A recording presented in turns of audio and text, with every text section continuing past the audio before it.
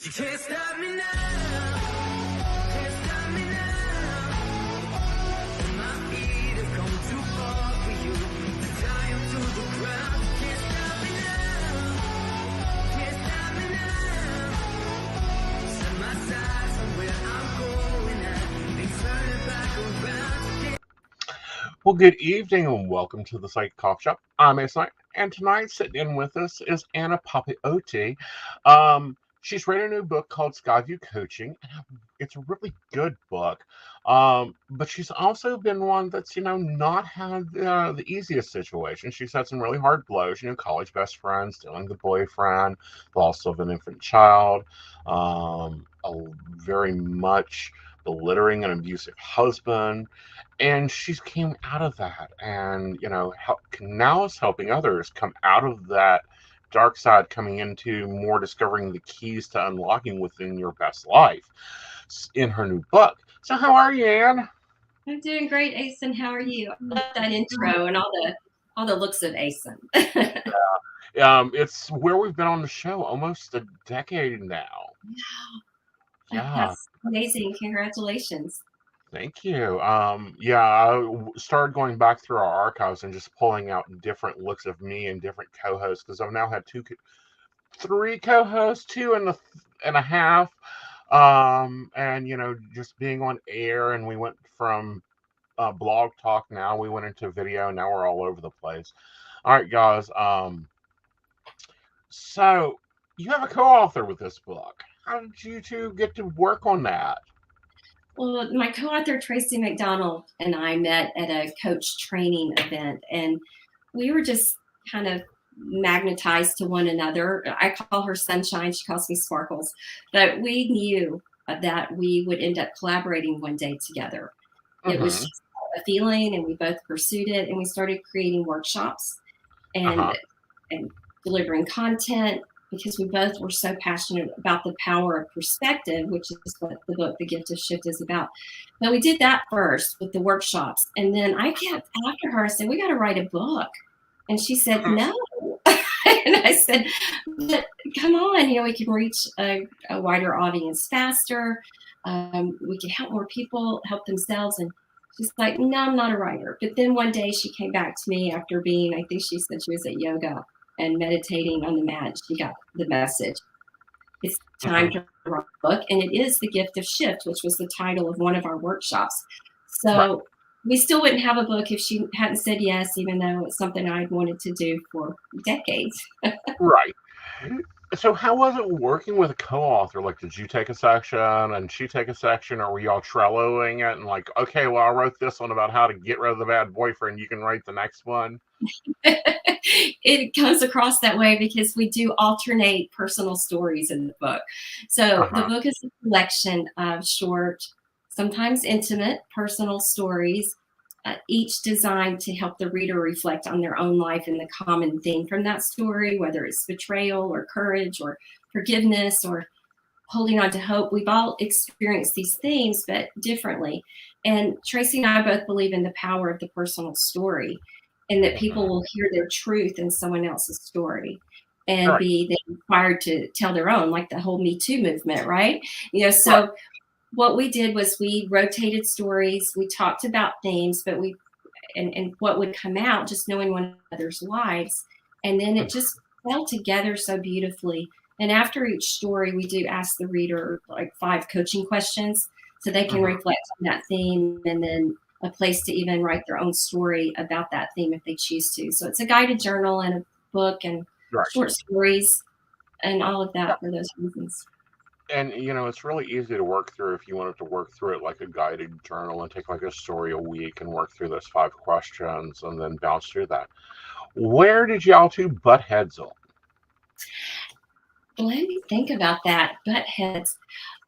Okay. This would be the one thing that we struggled with was Tracy's very academic. She's an excellent facilitator, teacher. Right.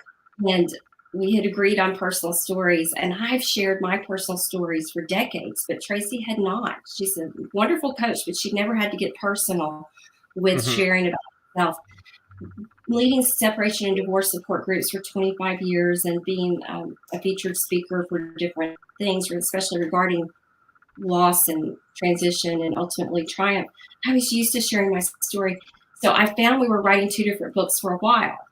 That hers was her stories, she just gave you a scratch of her personal and then went into teaching mode. And here I'm laying it out. And so we came back around and realized that I think we coached one another. And maybe I had to pull back a little bit on how much I shared. And Tracy had to open up a bit more and be more vulnerable and actually share to accomplish the goal that we were set out to do. Very interesting. So with that, I'm sure you guys have tag team coached by now, to where you're doing like one seminar together. Do you find that you reaches more of the ones that are like sitting there with a notepad and pen and just writing every word you say, whereas you get them to set down the pen and actually pay attention? Maybe, and we haven't done a lot of the book tour together at all. So I'm not sure. But when we did workshops, we were more academic with those. We did make it fun and we did tell stories, but not on this level. And so I think that it was what I think people do in general when it comes to self-help. A lot of books or teachers are over their heads. It's too academia, maybe, Right. And so that's something that I wanted to make sure we didn't do, and something that has always been important to me, just to make sure that people are listening and feeling and responding accordingly. Yeah. It's because that's something I find a lot when I'm teaching is, they will get a gorgeous manual. They'll do all, they get all that material. And I'm like, now put that in when I was teaching in person, now I'm teaching virtually. I'm like, now put that in underneath your chair. Well, you can have that for after class. I want you in here and being active. And for me, that's really key. If, I've got a student that's just straight in the book and they're like writing the book and running to answer the question. And I'm like, where's your voice in this? Yes. So, and I love when I'm reading books and I can hear normally one, especially if they're co-written. When they're tri-written, it's a little harder, but you can hear like the voices. Like one is a louder voice, and yours was more louder in the book. Was it? Okay. When I imagined her sections of the book, they sounded very much softer speaking, and I'm like, okay, I can see the tag team here, the positive and the balance there. Yeah. So what is it, do you believe, when our inner voices, have that tend to like keep repeating or, popping out and there's betrayals going on and that inner voice repeats itself? Yeah. I think that's something we all deal with, is that rumination and then self-criticism and judging, what was it about me that caused the betrayal? Like in my situation, I made her choices, their choices about me. And the lesson that I learned from it was what anybody says or does is about them. It's coming from their place of fear or insecurity or need or whatever it may be. And I just happened to be, in the wake of the destruction in certain time. And so once I learned that lesson, I was able to stop having that inner critical voice about that type of thing. But it's truly awareness. And I believe you got to be aware that that's what's happening, and then recognize that what happened and it's done. It's continuing to happen energetically if you keep thinking about it in that way. You keep criticizing yourself or judging yourself or holding yourself to some high standard. They've moved on, or life moved on. But keep experiencing the trauma in our energetically because we continue to think about it on some level. Now, you still steadily practice as a relationship coach. How many relationships do you find that the arguments have nothing to do with the couple? That's funny. That's because I find it all the time. They'll call me going, I don't know why he's losing his shit over this. And I'm like, he's fighting his ex-wife. And they're like, what? Exactly. You guys are in a similar situation here.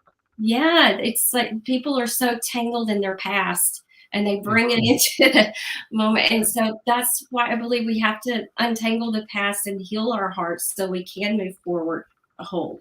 And but yeah, it's true. It's not the surface issue, is it? Never. Very rarely is the argument about him leaving his muddy shoes in your kitchen. It's more about the whole dynamic around what those shoes mean, all that, and digging into that. And that's what comes out in coaching, because a lot of people don't know what coaching really is. I mean, we see, some professional coaches in the media. We see, like the Wayne Dyers, we see, some bigger names. When it gets to like interpersonal coaching, we don't see a lot of that. So what's normal in your sessions? My sessions will start with really asking, the client how they want to use our time today. Because even if they came to me originally to help them through grief of a divorce or a relationship loss, their life's still happening. So something else will come up and they want to bring it. And I like to be organic and let it come out. But I'll start asking those questions, Aeson, as I'm sure you do, and to help them reveal what it is. And then, like the example with the muddy shoes, it's like, well, what do the muddy shoes represent? Like, how do you feel about them? I feel disrespected. Well, let's talk about disrespect and your relationship with disrespect, because I think everything's a relationship, and people have these relationships even with their emotions, right? And their feelings, and they're carrying them in, and then when we get to the truth, their partner wasn't, the intention behind their action wasn't to disrespect. It was, that's just what they always did, or what it's just a behavior. It wasn't, so the emotion behind it. In the last chapter in the book, The Gift of Beautiful, it talks about being yourself. And I talk about saying I do to you before you can say I do to somebody else. And when you do that, you can live true to yourself and not get pulled these different ways. I share that my current husband, I have an ex-husband, my current husband, I'm very grateful for. And I had we were aligned with all the big deal breaker issues. But all of a sudden there was, things that were building up, a mountain was building between us. And what it was were those things that people call irreconcilable differences and divorce over. But what I realized was that one of my strong values was being on time. And it's my husband. so when I get frustrated and I feel disrespected. So I took it very personally. His relationship with time, I took personally and made it about me, and his attention's about me. And we had to get through that. And we did. But that's what a lot of people with their irreconcilable differences are, these misunderstandings about the intention behind it. And what I find is a lot of it is just a different style. I am a paper planner. Everything is planned out. Everything is organized by Sunday night for what I've got to get covered this week. My one partner, he doesn't plan at all. He looks at the information stand to see when he has to go to work, and then he's off. My other one works in a digital system. And for me, it's like, I told you about an event 3 weeks ago. It's in our planners. It's on the board. And it's 8 o'clock. What do you mean you're not ready to go? Yeah. My husband likes to get in the shower at the time we're supposed to walk out the door. And then I would be the one that felt like a lioness in a cage, pacing, waiting. And ultimately, to break this pattern, I said, well, what would respecting myself look like? And I said, well, I'm going to honor my value of being on time, and I'll let him be him. And I went to a wedding without him while he was napping, and he showed up at the reception looking like the groom left at the altar, because he's like, where'd you go? What happened? And I'm like, I came on time. It was important to me. And after that, we were able to have that conversation about, him stepping it up for more important things, and me relaxing for, say going to the movies. I just have to watch the preview like this. Right. And, looking at it, And that's part of relationship negotiations. And I really wish that Cinderella, and I'm sorry, I think parents and Disney and everybody else pushes Cinderella too much into the children's programming. Um, because that happy ever after, oh no, that's after a negotiational contract and ideas and an explanation of values. There's a whole additional like 3 years worth of work before she gets to happy ever after. So I promise you, nobody That's comes trained for a relationship. that's right. We gotta let go of that magical thinking. Do you find people fall into that? And then Oh their yeah, expectations are so high, so they're constantly disappointed and let down because they keep waiting on the magic, and no, that's not how it works. it doesn't work that way. It has to be created. It has, even in magical class, we teach about, having to create and energize things. That happens in a relationship too. Um, And then there's the ending of a relationship, the dissolvement of the contract. And a lot of people grieve that. And that's where you really take off and do a lot of work with them. Whereas more as I'm like, okay, the next one's arriving in 6 months. Go get your hair done, your nails done. Let's get your career moving since you just escaped that crap. You work at them more, getting them ready for the next one. What are those steps like? So honestly, it starts with helping people separate the business of divorce from the emotion, and Mm-hmm. so that they can make good business decisions, because that is it was a contract, and they're creating a new contract in a way, especially if they have children and divisions of property. So to help them, I help them step aside from the emotion, focus on the business, good decision making. And then what I find though is people still struggle to break up. The Mm-hmm. divorce comes, okay? The emotion has to be processed. And Mm-hmm. but a lot of people will just woohoo, I'm out, because they wanted that, like I wanted Right. out of my marriage. But rather than taking the time to be still and reflect and learn something about themselves through that process and kind of reconnect. That's this whole soul CPR thing that I talk about, is you got to reconnect, revive your soul, because in a relationship that has ended devastatingly, or maybe the ending was what you wanted, but the relationship itself was devastating or had trauma in it, you've got to revive yourself and Mm-hmm. reconnect. And so I find some people just swim to the next thing, bam, keep going, and they don't learn the lesson that's for them, and they don't reconnect so that they can figure out the truth of who they are. And then the Mm-hmm. next decision, that next relationship that you can see, Aeson, is coming in 6 months. Not only are they ready for it, but they're ready to show up true to themselves, Mm-hmm. and they'll see the red flag early if the red flag's there. They'll have boundaries, they'll have confidence, and all of those things. That's my goal with helping people break up. It's to break up with the Right. emotion, let go of what needs to be let go of. Mm-hmm.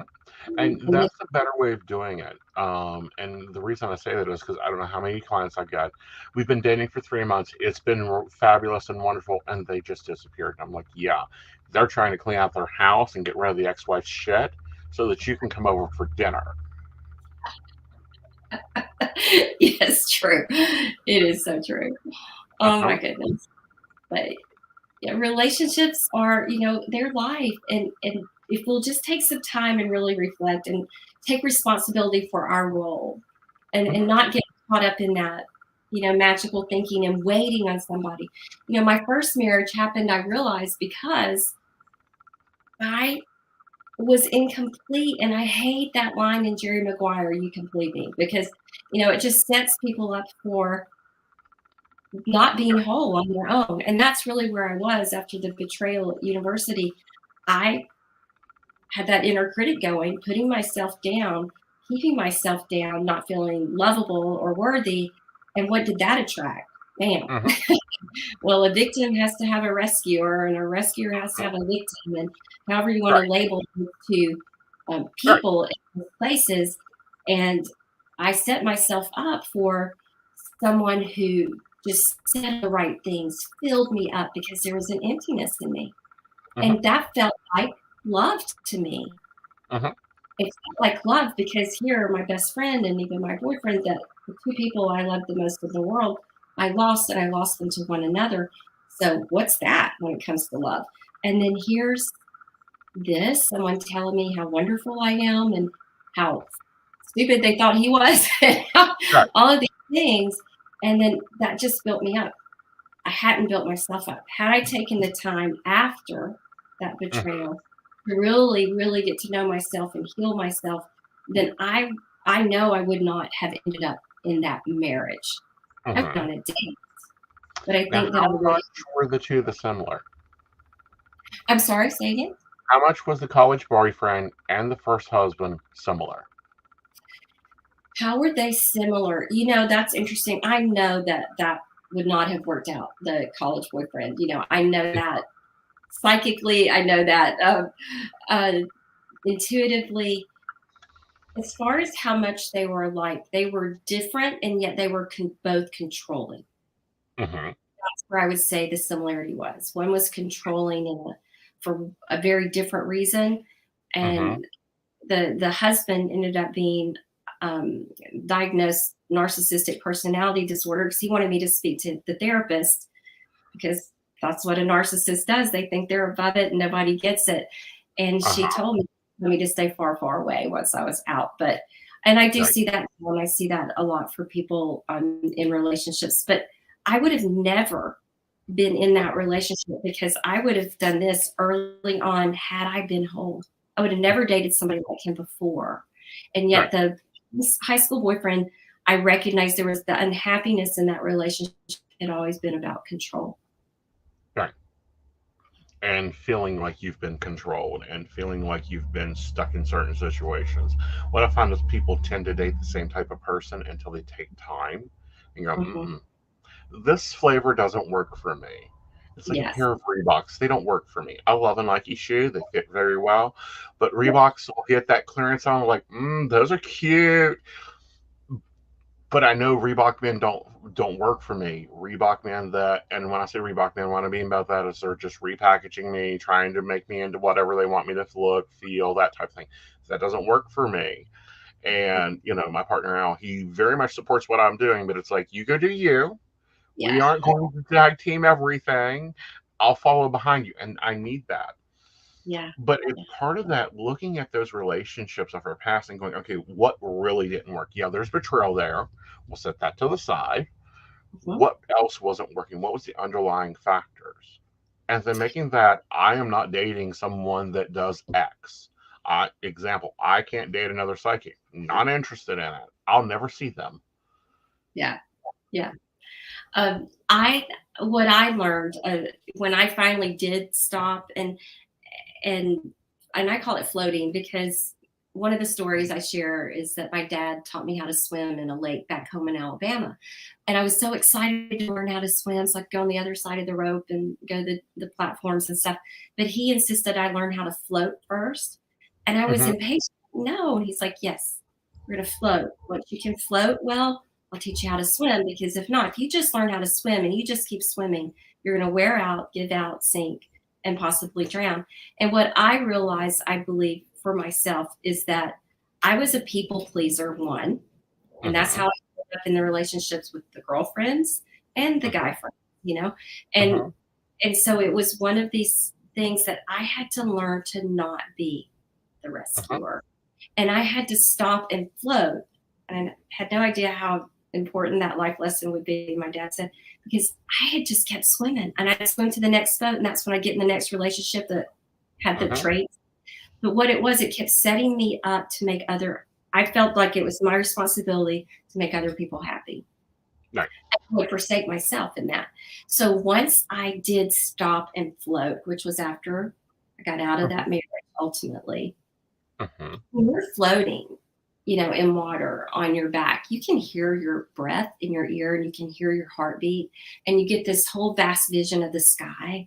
You're just really reconnected to you. And that's when I said, okay, what is it about me that keeps attracting? Because even some of the girlfriends, they were controllers or whatever it was. And I was easily led because I was trying so hard to make sure they were happy.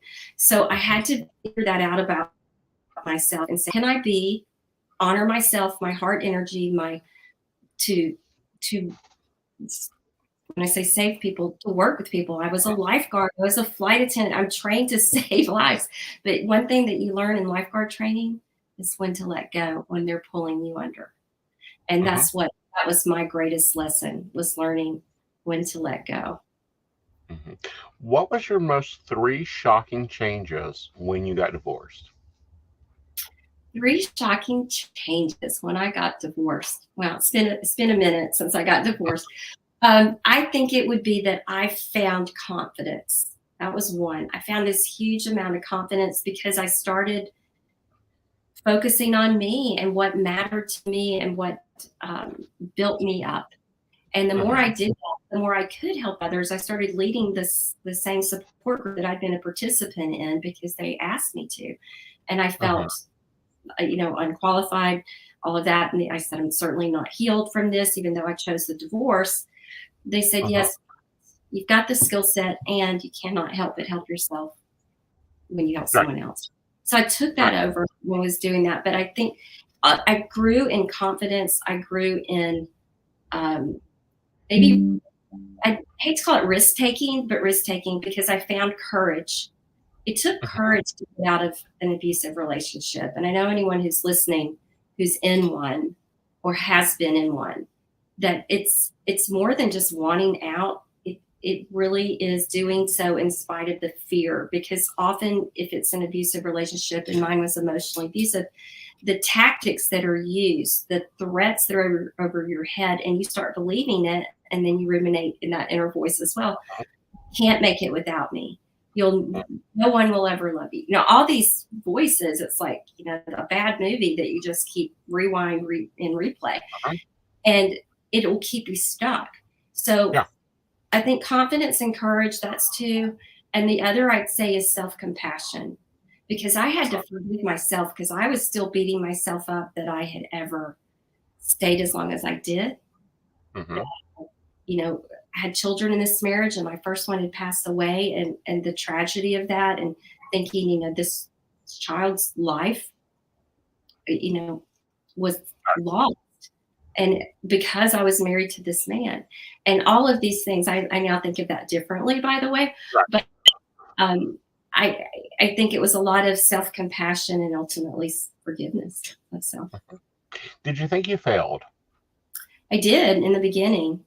In the beginning, I saw it as a failure, like another failure, because it was after the betrayal. I felt like I'd failed people then. I ended up dropping out of school after the betrayal.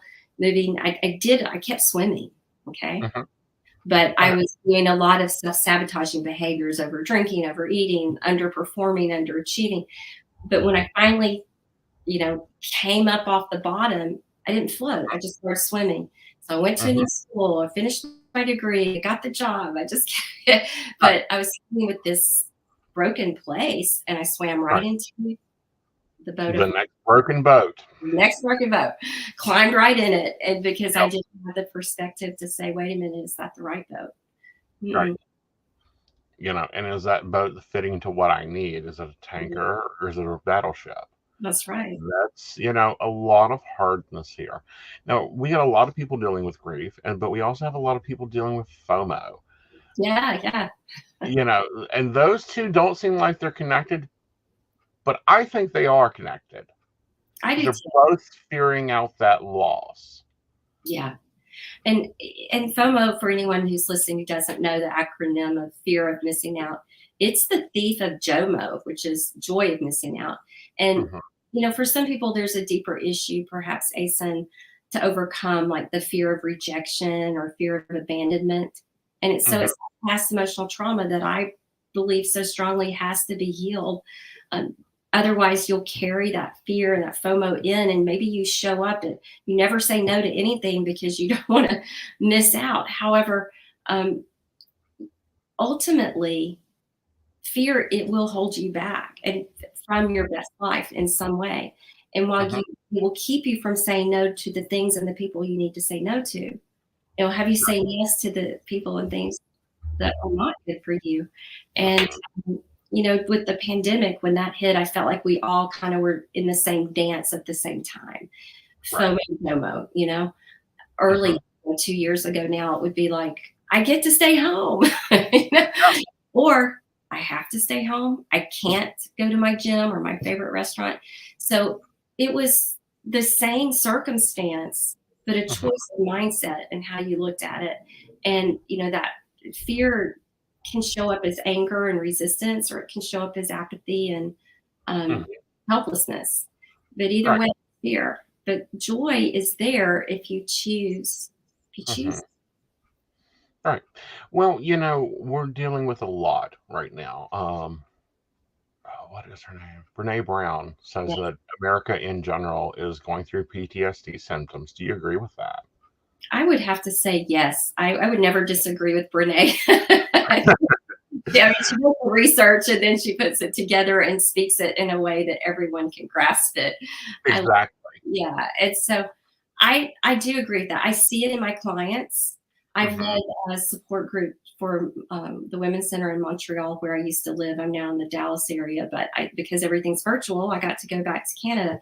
And I led support groups for women in isolation, like that. We created that to help people. The separation divorce, have a lot more people signing up. We almost started 2 sessions just because of the need, because a lot of people, you know, made these decisions, some out of fears, a necessity, some out of what I'm waiting for. But there was an upswing, even that I saw, that people are struggling. No doubt people are struggling.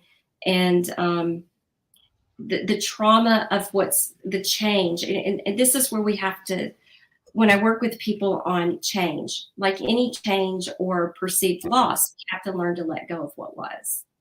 That's that big lesson in letting go I was talking about that I learned as a lifeguard. But, and then we have to grieve what was supposed to be. I mean, think about these kids. I've got 2 in high school, one of my own and one that a young man that's living with us right now.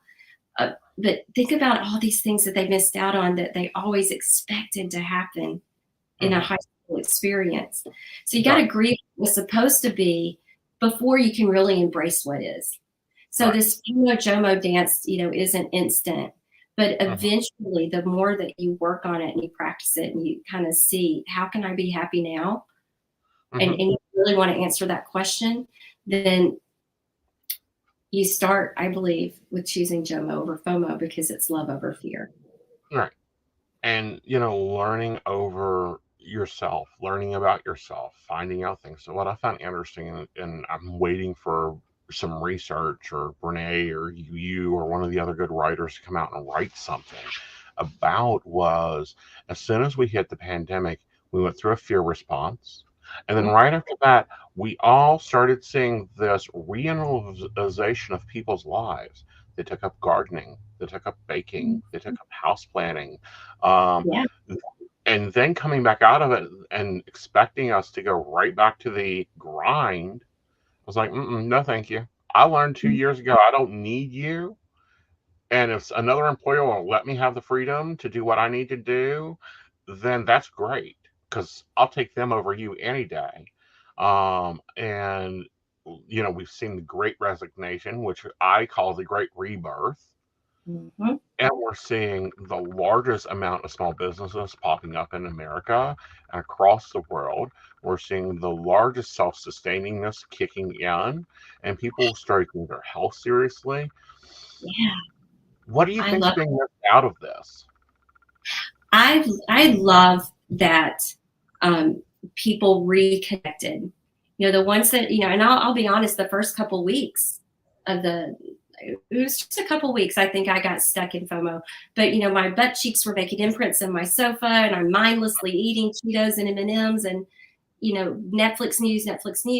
And then I'm like, what am I doing? I got to do something different. And I did. I got up and said, I need structure. You know, I need to get up and I need to teach fitness class every morning. My gym's closed that I worked at. I'm going to do it online. Already did Zoom for clients. Why not teach fitness on? So people became creative in adapting when they wanted to feel differently. And like you said, all these people that chose the JOMO viewpoint were gardening and baking bread and sewing and getting outside and reconnecting with nature, and we saw so much healing individually and I think collectively during that time. But you still have people that got stuck in that resistance. And when we resist change, it's just going against the flow of life. Change is inevitable. Change is life. So now, like you're talking about the jobs, people really connected with where do I want to be in relationships? Like I said, divorce, upswing. Am I with the right person? Am I doing what I love? What about my career? Going back to school. I know one of my sons had applied for law school.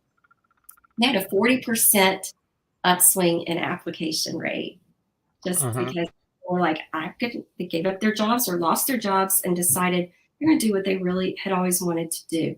Now, coming back to work, what I'm seeing, Aeson, there's a company that I work with that I just put a proposal together for because I met with the HR director, and they've been at work. They've been at home for 2 years. They had no hybrid, solid at home, and now this particular company is requiring them to come back to the office full time. That ain't going to happen to many of them. Yeah, it's going to happen. Very bad business decision. Yes, I agree. So I'm working with them on a plan to engage the employees and work with them individually and let the employees speak and come up with something that's more viable because, like you said, people are like, they've taken ownership and they said, I'm not going to live that way any longer. Right. And I'm not going to be on the grind, and I'm not going to have the phone in my hand and the computer while I'm trying to watch the boys' softball game. I'm going to be at the softball game.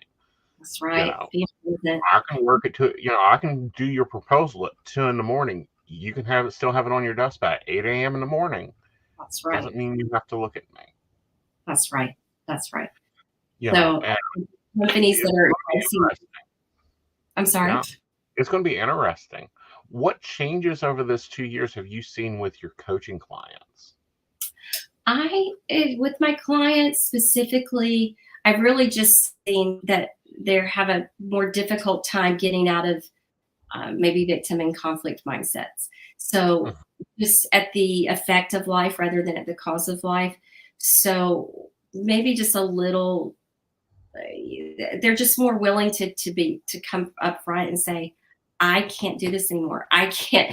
Well, speaking of Canada, so in Quebec, in Montreal, where I used to live, they had lockdowns, very severe lockdowns. They had police on the streets, curfews at 8 p.m. I mean, it got very, very tight, very controlled. And so some people were really struggling with their kind of mental fitness and mental health, so to speak. But it really just took, again, every change starts with awareness, being aware, wanting to feel different, working with what you have, not what you don't have, or focusing. I mean, the whole premise of positive psychology is not to deny that the bad exists, but to choose to focus on the good. Like you just rambled off a list of all these good things that have come out of this, right? So to focus on the good for yourself as an individual and for your community, for your relationships, it's there, but you have to choose to look up from that darkness to see it. And if you and that's where I think that I see I've had clients that just are stuck in helpless, hopeless, defeated, or angry that they don't have what they used to have, and so it's just more untangling to do. Right. Yeah. So, got a question for you. Since you saw both views, the American and the Canadian, which country done it better? Oh, are you going to read my mind right now? No. I appreciate both countries. There are differences between the two that I can look at and say, I see the difficulties, but I see the benefits of them. So I can't say that I like one more than the other, but I did love living in Canada the 14 years that I did. I embraced it. I made it home. It's where my children, for the most part, grew up. So I have a very soft heart for Canada. Yeah. Well, I think Canada done it better, too, especially when they were like, oh, y'all guys can't go to work? Hey, you see that money over there? Yeah. Put that into their hands. Yeah, Yeah. we have CPN at 8 o'clock, but our death toll is not as high as the ARS, and this is why we're doing this. Yeah. This is what we're doing. That's right. I say Canada pulled it off much better. I think that they handle, of course, I find them handling a lot more larger crises because they think more on a larger spectrum because they've got such a diverse population there. I mean, you've got the Inuits, you've got your English, your French, and then, like what, 20 other countries are like moved in to and have their own little communities there. Oh, absolutely. And Quebec specifically, because it's French province, there's a lot of Haitian immigration because they Mm-hmm. speak the language. But I've met people from all around the world when I lived there, Yeah. and it was just it was really a beautiful thing. I'd been told when I was moving from Atlanta, Georgia, to Montreal, I was working with a Canadian woman. She goes, Canadians are great, but they're going to be slower to warm up to you. They're not going to show up at your door with, a cake or pie when you first move in. And I said, okay, I can deal with that. But guess what? Somebody showed up at my door with cookies. I think it was, the first couple of days we were there. So we made fast friends, and I really respect the Canadian culture. Definitely. I was there for just a week and and I don't know if it's a traffic law, if it was just the town I was in, but like the traffic, 3 lanes of traffic there, stop if you want to cross the road. And I was like, and I love the stance they took on the environment. Like everything's reusable, everything is minimal waste. And I'm like, okay, country is bigger than us, has more GDP than us, can do this. Mm-hmm. No pesticides. Yeah. No pesticides. So you had weeds in your yard. So what? They were green. Exactly. But the water. The markets. Oh my God, the food you guys get up there. Like this was like winter for there that I was visiting. The grocery stores had all this fresh fruit, all this fresh vegetables, very little canned goods, very little processed stuff, and I'm like, something wrong here. There's not 6 flavors of Oreos, and there's one, and so you don't know how that. And there wasn't fast food on every corner. No, I had to go out of my way. Is better though. Yeah, that's true. But I had to go out of my way to get to like a McDonald's or a fast food place. It wasn't just an easy stop on the way home. Right. Yeah. So fresh food. Yeah. So what do you like living in Texas now? So this was a change, and here's where I look for the blessings and the gifts, right? We moved the summer of 2019, so it was a job for my husband, and so for me, here I go again, FOMO JOMO dance. I have to just dance back and forth till I finally put FOMO in the corner. But I'm going to have to start over with my business. I'm thinking, because I had an office, I saw people live. I only had a couple of clients on virtually on Zoom. So I was gonna have to start over. So I'm doing my FOMO JOMO dance. But we got here and we settled in, and it wasn't 8 months before we're in a pandemic. And if we'd been in Canada, the borders closed, and I have one son in university at Auburn in Alabama.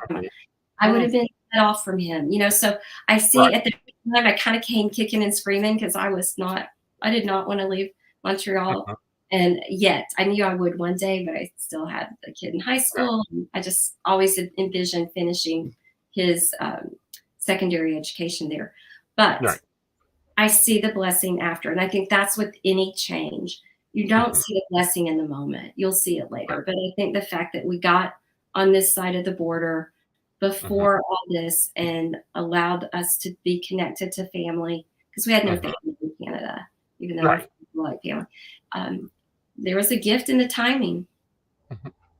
And do you think that pre-shift that you had to do with your business actually helped, like writing the book and getting other things going? Absolutely. I think just that it was a goal I had. So we started the book in 2020 before the pandemic. So I had only been, resettled here for 6 months. I wanted to, so I'm going to focus on writing. I don't know people locally. Went back to gyms and got my fitness jobs. had some of my clients who were coming on Zoom, but my practice was not what it had been, certainly. So I really was pushing Tracy to write this book, and we got it in January of 2020 and finished it in May. So, you know, all this stuff was happening during then, but I think definitely I was set up on a path to have the time and the devotion and the focus to write the book.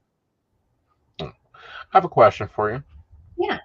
What was the moment you opened the door and walked out of it on your first marriage? Because I find that's the hardest moment for clients to move forward from, is when they open the door and walk out. Yeah. So literally was in my driveway with my then 22-month-old son.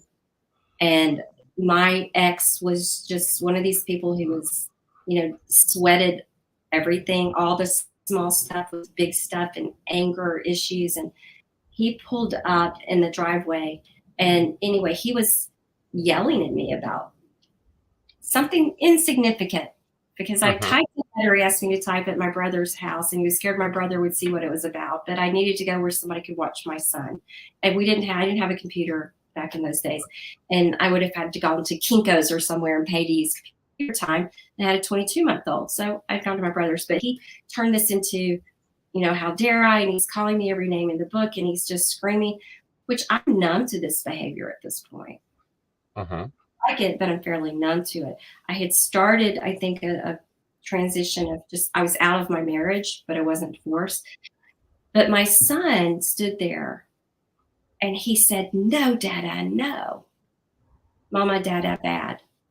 And it was that moment, literally, where I think being ready for change and opportunity, when they cross paths, you know, when those stars align, and you jump. I talk about it was like being on a high dive. I'm scared of heights. I hate it, you know, but you can't get down the ladder. You're out there, you're shivering, you're scared to jump, but you can't stand to just stand there either. And then here's that moment where jumping, in spite of the fear, was exhilarating and frightening, because I told him, "You need to leave," in that moment. And it's just because my son, I think, was the motivator. What I had not been able to do for myself in that moment, I saw my son, 22 months old, you know, right from wrong, the one that wanted to go to law school, calling it out as it is. And this is, so it's time to dive. And I just did it. But now it's always that, I call it a quickening. A quickening. I love it. Yeah. You know, it's always a quickening when you do put your hand on that doorknob and finally open it out and walk out. Yeah. And then what's surprising to me, and this has occurred over a couple of, we'll call them divorces, you know, because we just got legal right to marriage 5 years ago, has been the people who come to me, or things that'll occur and it's no big deal to me. It's like Tuesday. Like, okay. And people are like, "How do you deal with that?" And I'm like, "They're acting like my ex-husband. I don't give a damn what. This is the information we needed out of that yelling match. Here's the 3 things you need to take care of." No, I love it. Yeah. That I love your word quickening also. You know, I think that really is a good, you know, label for it. But walking out the door, sometimes that's when I say people don't always know how to break up. They get out, maybe they get the divorce, or they walk out, they leave, or they get the other one to leave, but they still don't know how to break up. And I struggled with that. And it wasn't because I was it wasn't because I was in love. It wasn't about love. It was about fear. And that fear kept me allowing him to control me a bit and to dictate, you know, how I worked through the divorce. And it took a while. It's not easy, especially if it's an abusive relationship, to walking out the door is only the first step. You got to keep walking. You got to keep walking.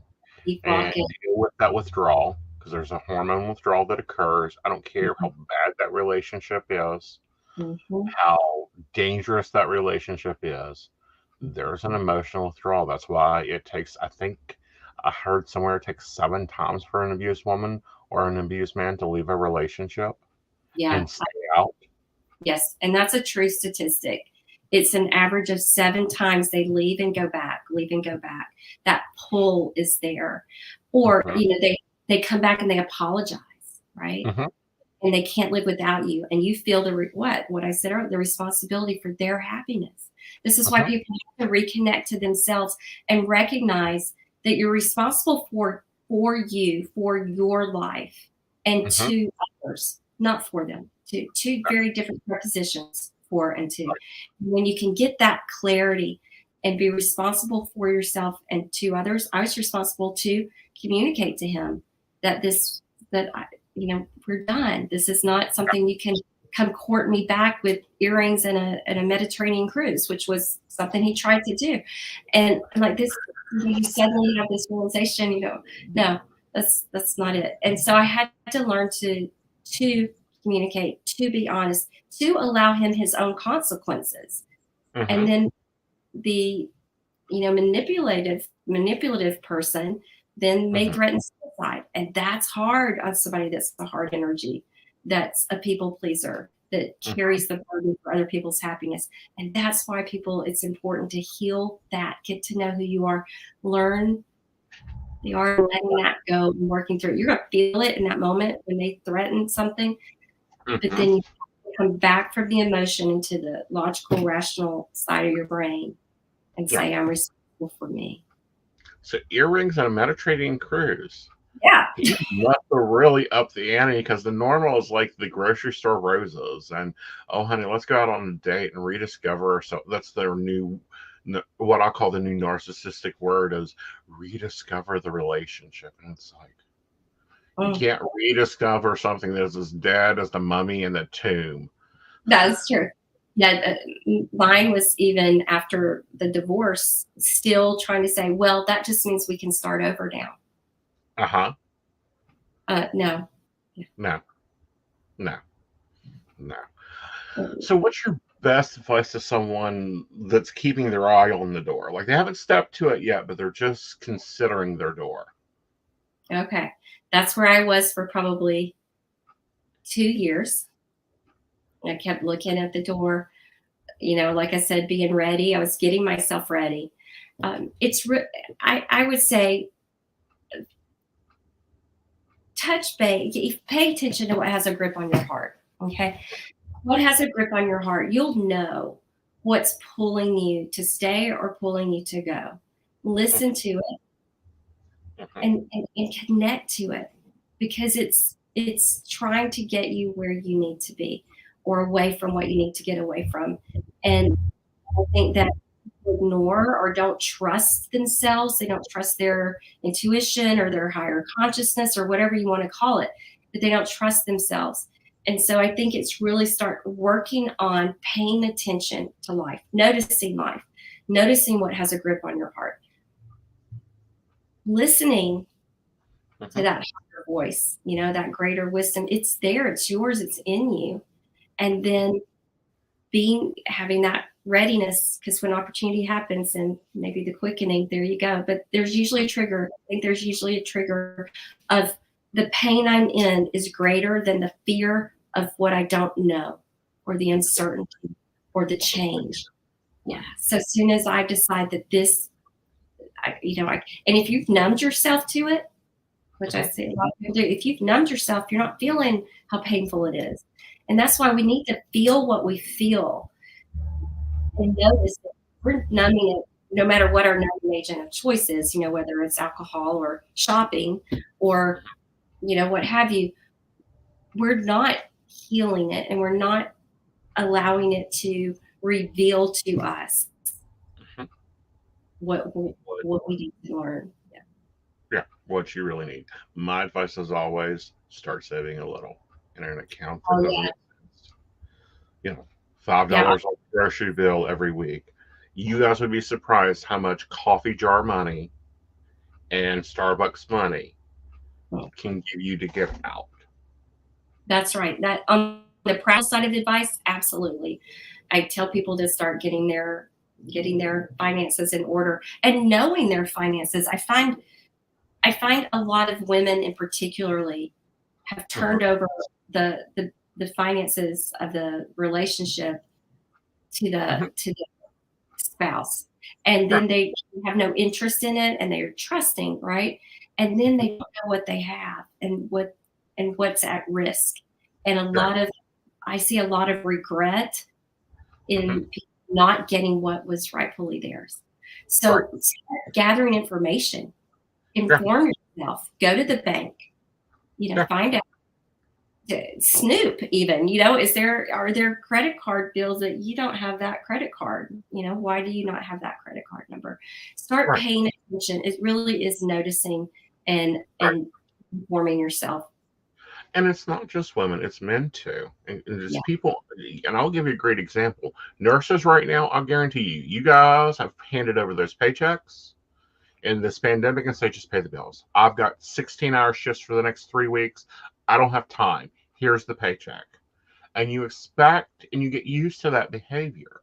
And we were raised, or many of us were raised in a family where one member dealt with the money. It was either mom who gave dad an allowance, or it was dad who brought home the paycheck and shopped for the bacon, and mom didn't worry about it. You have to get educated in your own finances. That's right. And what you have, because if your name is on that account is yours too. That's right. Know your rights. And even just go to an attorney for a consultation. And find out your rights. This is the business side. I was talking about business versus emotion. And don't let the lawyer be your therapist. They're not, or your coach or psychic. They're not, and they're going to bill you by the minute. So it's really about speaking in, bullet points and facts and bringing what you have and letting them help you understand what else you need to be putting together and what your rights are and what their expectation would be of how a divorce would go considering your circumstances. So go for a consultation. Yeah. Have your shopping time in Walmart can be Hades that day. Yeah, that's right. Yeah. That's right. Yeah. I tell sometimes you have to become an actor or an actress. Even to trick yourself out of the emotion to start moving forward, and you can't let on. I say, and one mistake I see people doing is telling their partner what they're doing because they're used to communicating even, and they're used to sharing, and they're angry. So it's like, well, I've been looking into our finances. And I'm like, no, you got to keep this back pocket for now. You got to, it's a strategy at the end of the day, especially when you're having to get out in such a way. I mean, there's this thing called collaborative divorce now. Well, that's great when everybody agrees, it's just not working out. Let's split up. Let's be fair. Let's just, have someone mediate it. And that's wonderful. But I don't find that is the usual. Right. What I find a lot of times is people, when we get into the divorce, especially people pleasers, they don't ask for what's really theirs. Yeah. They're scared. They're asking for too much. Yeah. And I lead a support group Monday nights. Yeah. And it's interesting to watch people go from like in the first week we start until by week 8, where they're at in a different mindset about how they're going to deal with the business, because they've started processing some of the emotion separately. They're recognizing they are responsible for themselves and they did deserve this and they are worthy of that. And this was a partnership. And like any partnership, this is how. But a lot of people, they just want out and they're like, just give it up. Or I don't want to upset him. I'm like, what, are you going for best ex ever award? That's not going to. Not only that, but especially if they've been homemakers or they've been staying home to raise the children, or they're the lesser earners. They get this program in their mind that the guy that works 120 hours a week and is a fucking alcoholic when he comes home owns everything. Yeah. Yeah. They so again, it's how do you value yourself, right? How do you value yourself? And I remember reading some report where someone came up with an annual salary for what the stay-at-home parent is worth. And it was pretty, it was like $168K. I'm like, bravo, because you're the chauffeur, you're the housekeeper, you're the you know, all these things, and they added all that up, and so that's about 168K a year value. And I'm like, yeah, people value yourself, and yeah, absolutely. All right, so how do people get a hold of you if they want to work with you as a coach, and how do they get a copy of the book? All right, so my website is Skyview Coaching. Remember, floating, you're looking at the sky. So skyviewcoaching.com, and you can connect with me there. I have my email, my phone number, everything's there. I'd love to hear from you. You can sign up for my newsletter there, News and Views. And also the book, The Gift of Shift, it's there. It'll click you straight into Amazon, I believe it is. But the book is available on Amazon, Barnes & Noble, all the major online booksellers. But you can also, if you want to support your local bookstore, ask them to order it for you from the Ingram Sparks catalog. Yes. And do you have another one coming out soon? I am hoping to. So I am working on something. You're going to love this title, Aeson. The universe is my travel agent. That's my book. That's my solo book. And then I've been asked to write a divorce guide for 20 some odd years. So it's in my vision. Cool. I think the divorce guide is very much needed, but I think that you need the after divorce guide too. Like if you write the first one, you can't take them to the cliff. Kick them off. You got to give them a parachute to land in the pool. All right. I hear you. I like that. Okay. All right, honey. Well, thank you for coming and having coffee with me and having a good conversation. Guys, go get The Gift of Shifting, and also go check out Skyview Coaching. And if you're in the Houston, Dallas area, definitely connect with her if you're looking for a local coach. She does have limited availability, but I'm quite sure she would have availability for. Are you back to in person? I am back in person some, but still the most of my clients are virtual, and from anywhere, even local Dallas area, are mostly everybody's kind of, they've just found that comfort and ease with it now, and I think that that's what people are gravitating towards. Very much so. All right. So it doesn't matter. And, she's not going to be ending her virtual. So if you're anywhere, you can get in contact with her. Do you speak French also? No. Un peu, monsieur.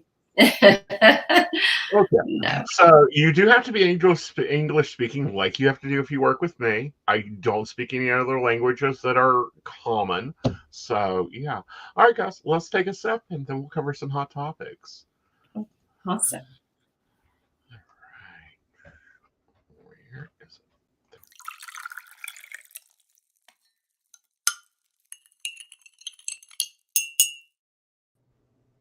All right. Hello, Joe. How are you? I'm doing good. How about you? Oh, pretty good. I see you changed your camera angle finally. Yeah, everyone's got a different angle of me now, so we'll see how that goes. No, it had been like up on my desk, like literally where my hand is, like that's how much it moved. Wow. A few inches there. So yeah. But no, it was in the way of my monitor. It was this constant juggle to like get it go down, like not there. I can't see to click around you, like it had to go. But hey, Brenda, hey, Kathy, and I believe Shannon. Hello, Miss Shannon. I believe it's really good book, really good things. I loved having a good conversation with her. You guys are going to be getting some more conversation, because I will also. You're going to start getting some episodes that are just interviews, but that's not going to be. It's Psychic Coffee Shop special. Hey, awesome! Very awesome. Yeah, because we've launched that. Our demand from authors and international authors, some of them are really hard because this is like 3 a.m. for them. So yeah, we love having our authors on, so it'll be great. All right, some other new things you might notice is down in the banner. If you want to buy us coffee, Cash App is right there. You can buy us coffee. I take a double mocha latte. He takes a chai tea, just so that you know what to order from the Cash App. Well, you're that, or like now, if we're going by Starbucks orders, like that's a venti caramel macchiato quad, but your order doesn't really change, but it does not. It goes It's really like the shift that has occurred with me is really weird. Like I'm drinking mocha now almost all the time. Like I Yeah, love my you're one of coffees a those. lot, but I'm really much into espresso right now. There you go. There you go. Mhm. Yeah, I've been hitting the chais a lot harder. So, and You speaking you have, of, and that's been doing well for you because it was getting a little hard. Although I will say you tend to like go after brands that die. yeah, I know, right? Like, I honestly, I think companies need a warning for me that, like, this is not your customer. Um, just because I I, am. It's like Joe likes it. He really likes it. Death. I, Like that's it. Yeah. That's actually really good. However, companies, if you're wanting to kill a brand, send it to Joe. It'll take care of itself. Like if I like it though, if I like Yeah. it, like not that I'm like without my like faults there. Like if Hmm. I don't like something, it tends to take off. Like I really thought texting was like a really stupid idea in the beginning. Uh-huh. Granted, that was on like standard numeric phone keypads, like Hmm. way back when. Yeah. And I was like, no, that's stupid. No one's gonna do that. Like that's a fad. That's a fad. Then they gave us phones with full keyboards, and I went, oh, see now that I'll do. Yeah. And you'll do Like, that preferably. yeah, Yeah. Okay, so let's cover some news. absolutely. All right, let's talk about, do we call it Facebook? Do we call it, Meta? What is this that they're being locked out? I don't know, the social media formerly known as Facebook. Yeah. So users complain protect security feature has locked them out. So this is a security feature from Facebook slash Meta. Is now the target of complaints from some users who say they were locked out on Friday and unable to access their accounts. So this would be last show back on Mountain Bears that day. So yeah, so Facebook Protect is a security program used by Facebook's parent company, Meta. The program is designed for people who Facebook perceives to be more at risk of being targeted by hackers, such as human rights defenders, journalists, and government officials, among others. So Facebook sent an email earlier this year and warned users that their accounts required this, and sent it from an email address that a lot of people ignored Mm-hmm. because it didn't look legit, which was security@facebookmail.com. Mm-hmm. And warned that, it had to be turned on by tomorrow, the 17th of March. And after that, you'll be locked out of your account until you enable it. Mm-hmm. Okay, well, some problems have arisen. Mm-hmm. Basically, the system is not working right to enable. So a lot of like journalists and such are currently locked out of their Facebook accounts Right. because they cannot complete the process Right. to get their account enabled for this protection. So it's Mm-hmm. protecting it really well, except Mm-hmm. so a Philippines-based journalist who tweeted that he had already enabled Facebook Protect, two-factor authentication, and backup codes, which is awesome. You did everything you were supposed to do. That's amazing. Said his account was compromised, and someone began posting libelous comments under his verified name. Mm-hmm. Holy crap, Meta! Get your shit together. Mm-hmm. And get it together quickly. Because I got a message earlier that one of my backup accounts has had an issue, and I'm gonna have to go and address it later. Someone's Yeah. apparently gotten a backup number. Yeah, and if you've missed us talking about this previously, because I did have a client pop up with this, and it was the first time for that. I will say it was the first time for it. Please don't use Facebook with a VPN. Yes. Please, please, please, please, please, please, please. Even if your antivirus security software that you trust talks you into paying for a VPN, Mm-hmm. please turn that off before you try to go to Facebook. And there's probably many other services that aren't going to react well either. Right. But Facebook especially will put you into probably about the same verification loop. I literally had to walk or help a client. Right. Like, it wasn't walk through at that point. It was such a convoluted mess. To scan their driver's license and get it in a format that Facebook was happy with and a file size Facebook was happy with, like on and on and on.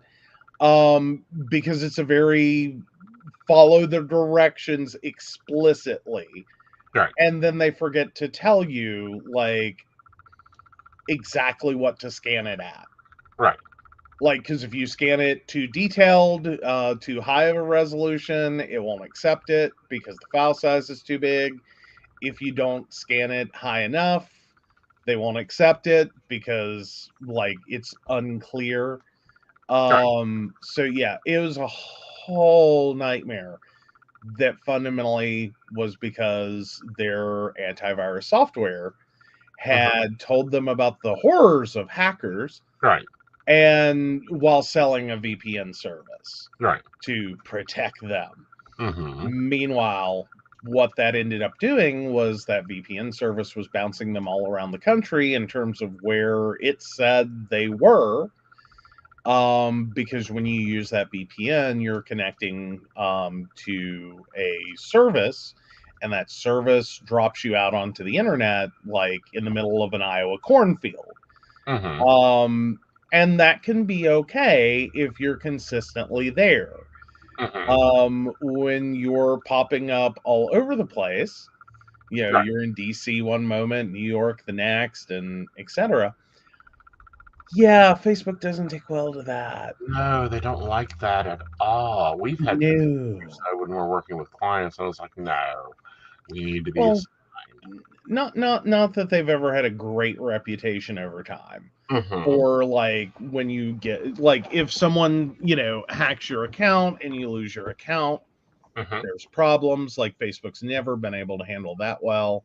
Mm-hmm. Scraped accounts, they still have issues with. Mm-hmm. Like, there's a lot of things going on there. Right. It's a thing. Oh my God. Right. Like, again, Facebook and security. Like, Mm-hmm. and the irony is you can set up your whole existence on Facebook. Right.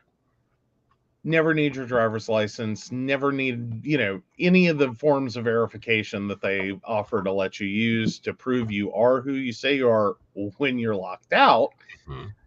None of this did you have to provide in the beginning. Mm-hmm. And I still argue that one. I'm like, well, but wait a minute. Mm-hmm. What did we just prove? Right. Like, hi. Oh, and you've got questions coming in. I do. And we've got some hot topics to cover, but let's take this question. Hello, All right. Madison. How are you, darling? Yeah, so Madison Gross, 12/15/2001. Is Ryan playing games with me? I don't think he knows what he wants. Let's take a look here and see what he is going on. I don't think he's playing games. I also don't think that he's totally sure that he can get what he wants. That's a difference than playing games and not knowing what you want. It's more of a self-image thing and him being fearful of hurting not only you, but the relationship, because he's been repeatedly told he sucks in relationships. So with that, I want you to take your time with this and take a breath. Let him come forward. He'll get himself together in a comfortable position. Okay? All right.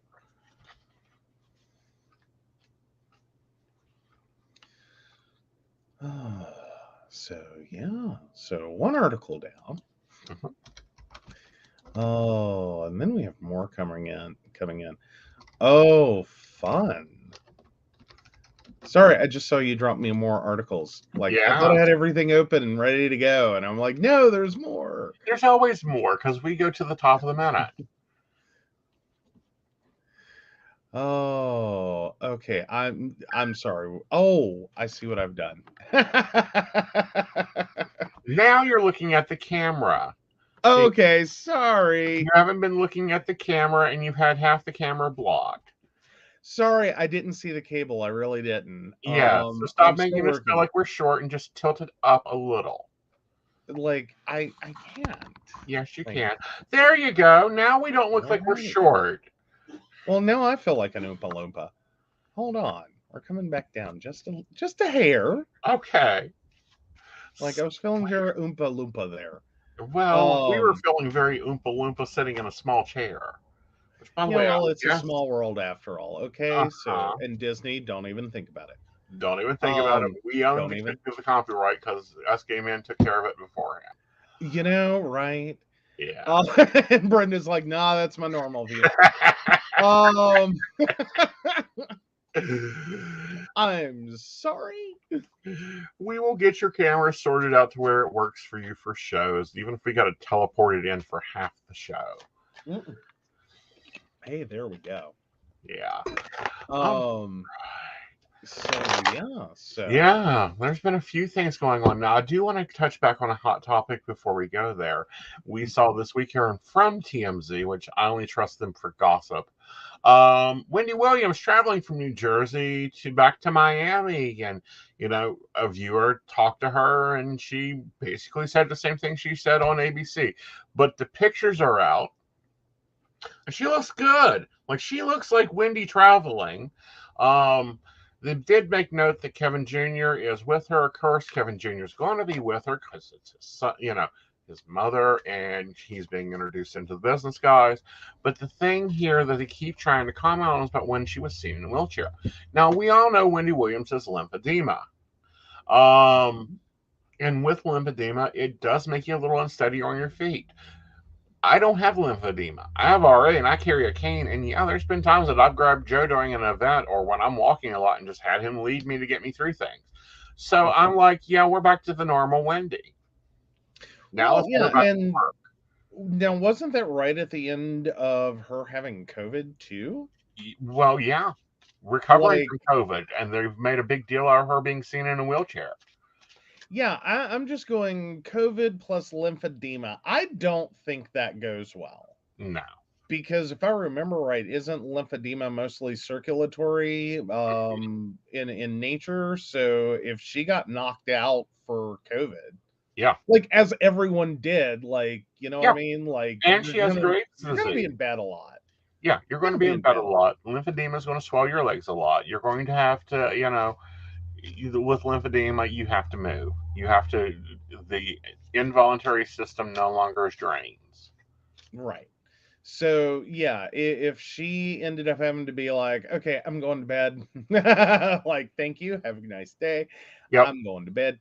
Then, right. That's what that would look like. And that's not a illegitimate thing. That's right. Fine. But no, they're trying to make this big news story over her flying from New Jersey back to Miami. Yeah, Wendy's back in business. Like, the switch is not 100%, but it's at 80, as she said on ABC, Good Morning America. So I think we're going to start getting more from Wendy. I think we're also going to see more of Wendy on her own social media. Like, I think that was a good move. A lot of people are going, oh, that was a bad move. No, get your control of your social media. Get your control of your fan base, because Wendy can walk into ABC, she can walk into Sirius FM. She's got a name and followers like no other. I mean, she's beat out everybody in ratings. And I find it interesting that Maury, which normally here follows Wendy, is retiring this year. Really? Really? Huh. Finally? How interesting. Finally? Yeah. I guess he's done all his DNA test. I mean, what the hell? Like, I know he's got to be sitting there at this point, though, being like, I swear to God, we have done this story. Right. I swear to God, we have had these guests. Yeah. Like, did anyone double check? Like, what does he have left? What? And now, granted, daytime television, it's not like it's a Barbara Walters interview. Like, these aren't really hard-hitting topics. But, like, there is a point there that, like, Maury was kind of, and other talk show hosts, too, were really great because they were exposing people to things that, like, okay, this is different. Mm-hmm. You know, maybe it's fucked up, maybe it's not. That's debatable. Mm-hmm. You know, their situations. This is the world. It's you know, it's not all, you know, Dick and Jane novels. You know, like, that's not it. It's not happily ever after. Like, shit happens. Right. You know, not everyone is 5'6" and 6'8" and, like, you know, the perfect Mm-hmm. couple. Uh-huh. Like, that's not how that works. Like, you know. Right. And you probably realize that, you know, he's now DNA testing the kids. He already DNA tested to determine his parentingship on their kids, you know, because he's 83 years old. I know. 83. Well, he's not doing bad for his age. I will say that. But I mean, is there a moment there though? Have they seen, like, I don't know if he wants to go for like a Guinness record on this one, but I'm wondering if there's like layers of the, like, you are not the father. Like, how many times in like one, Right. like, family? Well, I want to see how close he is to Larry King. Oh, he's younger than King. I know he's younger than King, but I want to know how Okay. long Larry King was on air. Oh God, Larry King, I think, was born in the middle of a commercial break, and I mean, just like wipe the baby goo off and just like, and we're back from commercial. Uh-huh. From 57 to 2020. See, he passed in 21. He was born in 33, and he started broadcasting in 57. Yeah. So 65 years? 65 years. Yeah. Yeah. So 31's not bad comparatively. I mean, that would be like average. Yeah. Yeah. Yeah. Oh, and you have another question coming in. Awesome. Hello, Joan Darling. How are you? Can I have also the adult daughter's first name? All right. And Joan, 12/28/66. I'm having a problem with my adult daughter. Any insight, please, and thank you. So we're just waiting on that daughter's name. Right.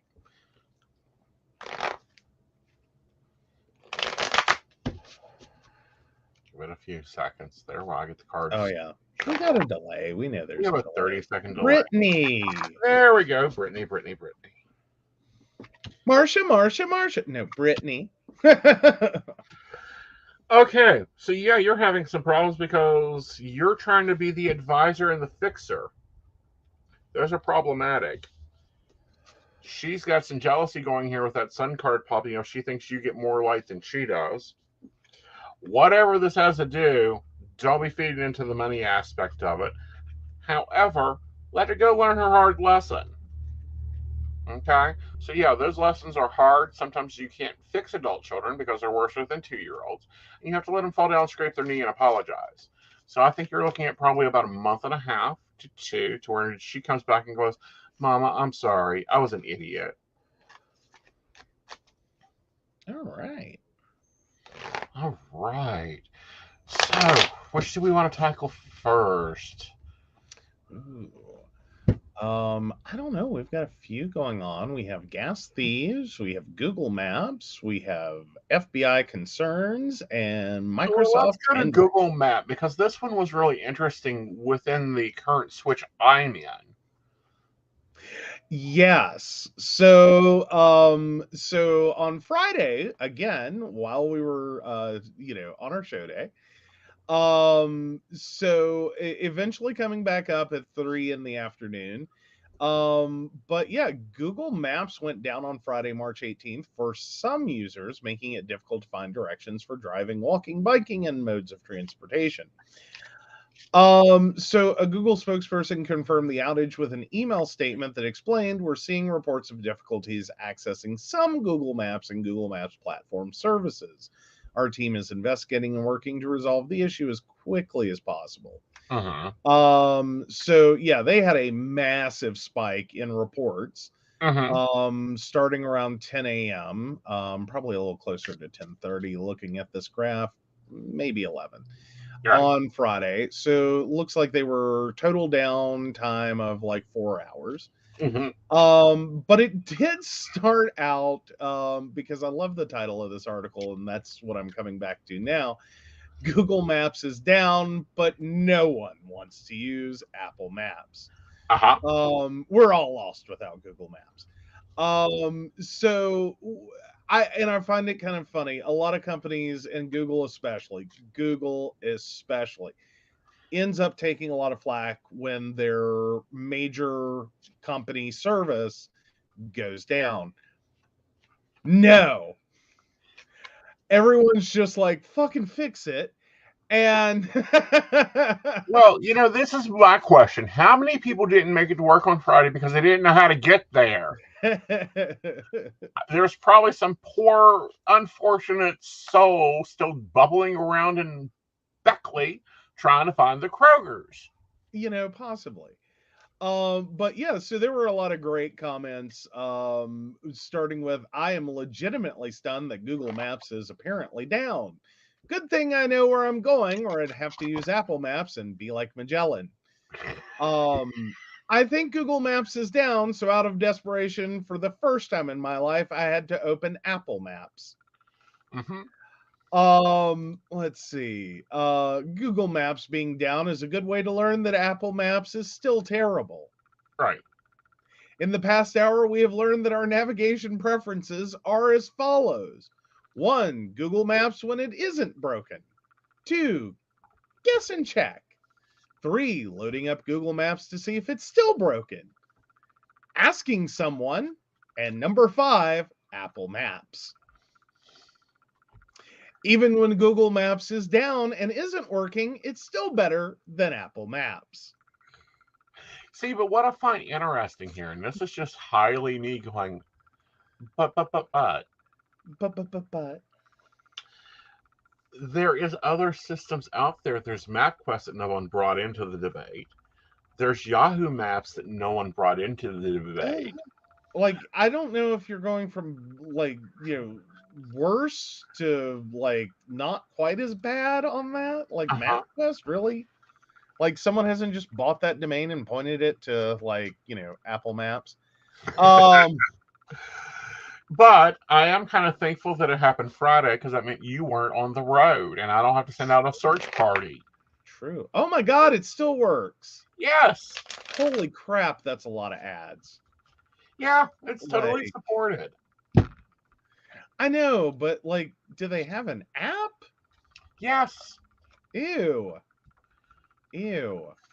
No. Sorry, ew. Like, there's flashbacks. I mean, what did you expect people to do, honey? Load up their, like, early 2000s laptop with Google Maps and, go for a drive? No, I expected them to reach in the glove box and pull out the map of West Virginia and try to find their ass. No, that's how you die in West Virginia. Not really. Yeah, basically. That's where you find some of the best restaurants at. No. Because you got to not everyone's thought. Sweetie, not everyone's looking for the nearest omelet shop, Waffle House, or Denny's, and no, that's not the way most people find food. Baloney. If anyone has gotten my Oldsmobile Eclipse or the Buick, they have maps of the whole Eastern Seaboard with some of the best restaurants with reviews on them. No, they threw that out. Sorry. Like, that was like, ain't nobody got time for that shit. I mean, come on. Like, I literally had a moment buying it, like 2016 to now. Here's what happened. 2016, I thought it would be really awesome to have a car with a navigation system. Like, prior to that, I thought, oh, that would be amazing.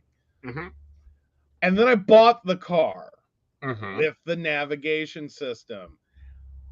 Let me tell you right now, no, it is not cool to have a car with a navigation system. Nobody needs that. but you need the big ass screen, let me tell you. Because it plugs right into my phone. And that's where Google Maps goes. Mm-hmm. Like, that has been the worst part of my car being down. I swear to God. Like, I'm so useless in my car now, or like in, when I'm driving now. Like, when I'm out, I can't do shit. I have nothing. Like, do you understand? Like, I can't reply to text messages. I Yeah. have to scream at that son of a bitch to get him to even think about dialing a phone number. Uh-huh. I like everything I go to do. I'm just like, oh my God, it's 2000. I need a payphone. That's where I'm at. It's like, I might as well. Like, I should have just dropped a can with a shit ton of string when I left here, and just that would work better. I'm Because surprised I haven't gotten calls from you when I've sent you to Kroger's with, can you tell me how to get there? no, I'm good with that. Oh yeah, Waze worked better than the nav system on my aunt's caddy SUV that had us looking at a gravel road heading through the woods to get to a hospital in Pennsylvania. Yeah. Yeah. Well, because you also have to realize, like, here's the hidden problem with onboard navigation. Those systems require updates, Mm-hmm. and some of that has to do with satellite drift. Mm-hmm. Because they, like, unless you get that update, Mm-hmm. while they're doing that, that's what I've figured out is they're also going, like, you're not just paying for the map update. Mm-hmm. Like, it's a process. They don't just hand you the SD card that goes into the little slot on your dash. Mm-hmm. No, it's a service charge. They take it in the back. Mm-hmm. But when they're doing that, Mm-hmm. they're also, I think, recalibrating the GPS system Mm-hmm. itself, Mm-hmm. with information about, like, satellite drift. Because unless you realize that's happening, Mm-hmm. that can really throw a navigation system off. Right, and you do realize that you can take your tablet, put it in the adapter that I put into that we bought, and load Google Maps and turn on your Bluetooth, and there you go.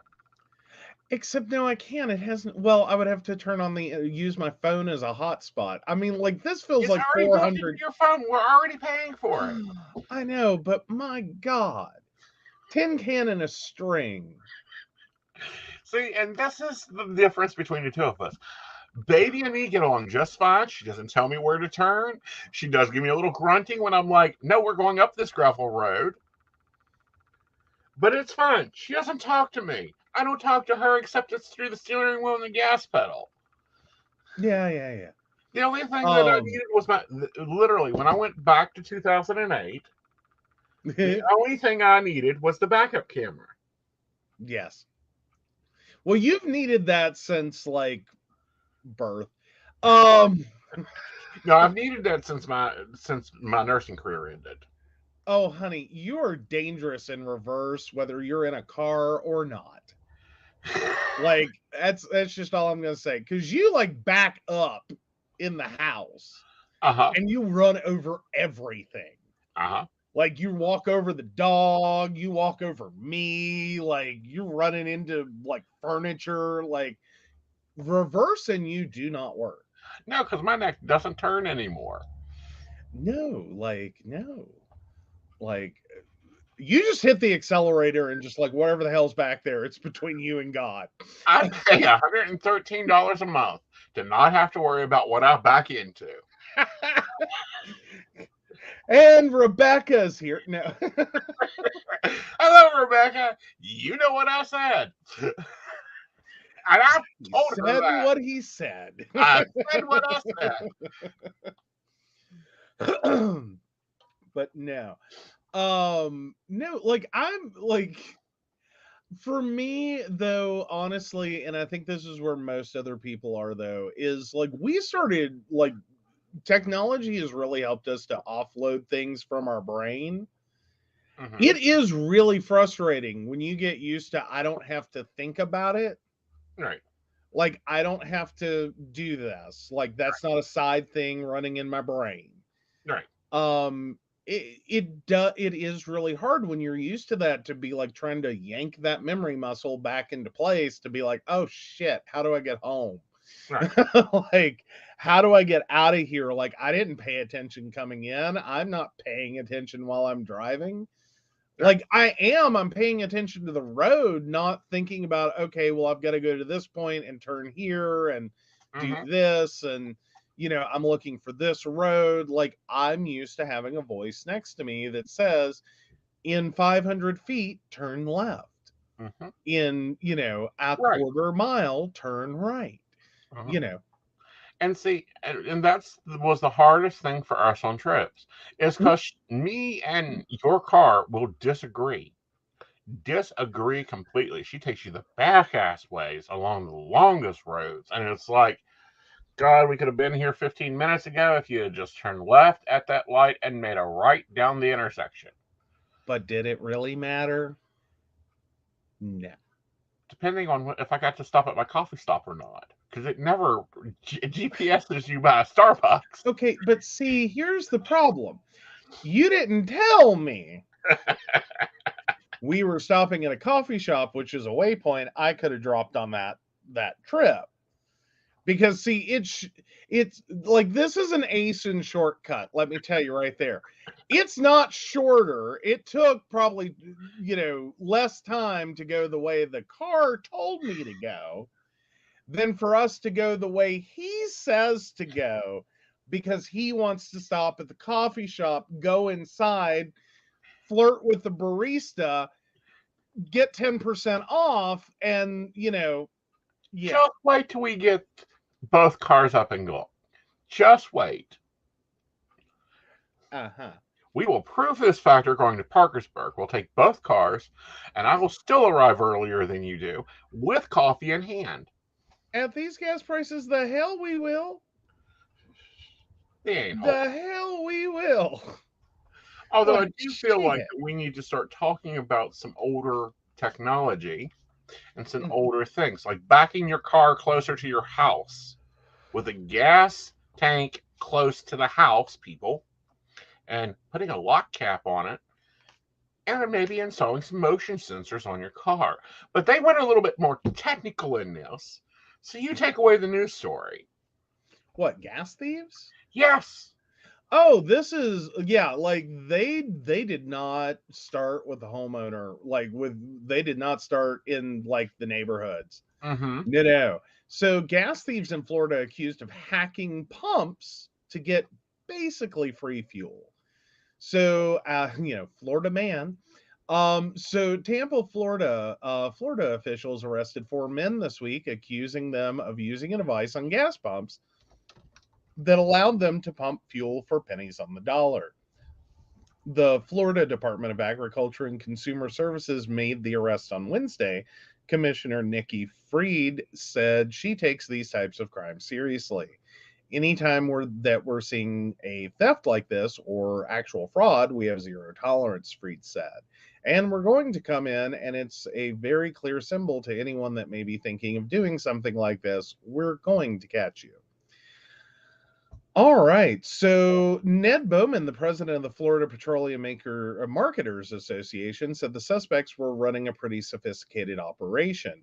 They go in and change the pulsator. The pulsator is the device that is inside the gas pump that regulates the flow of fuel.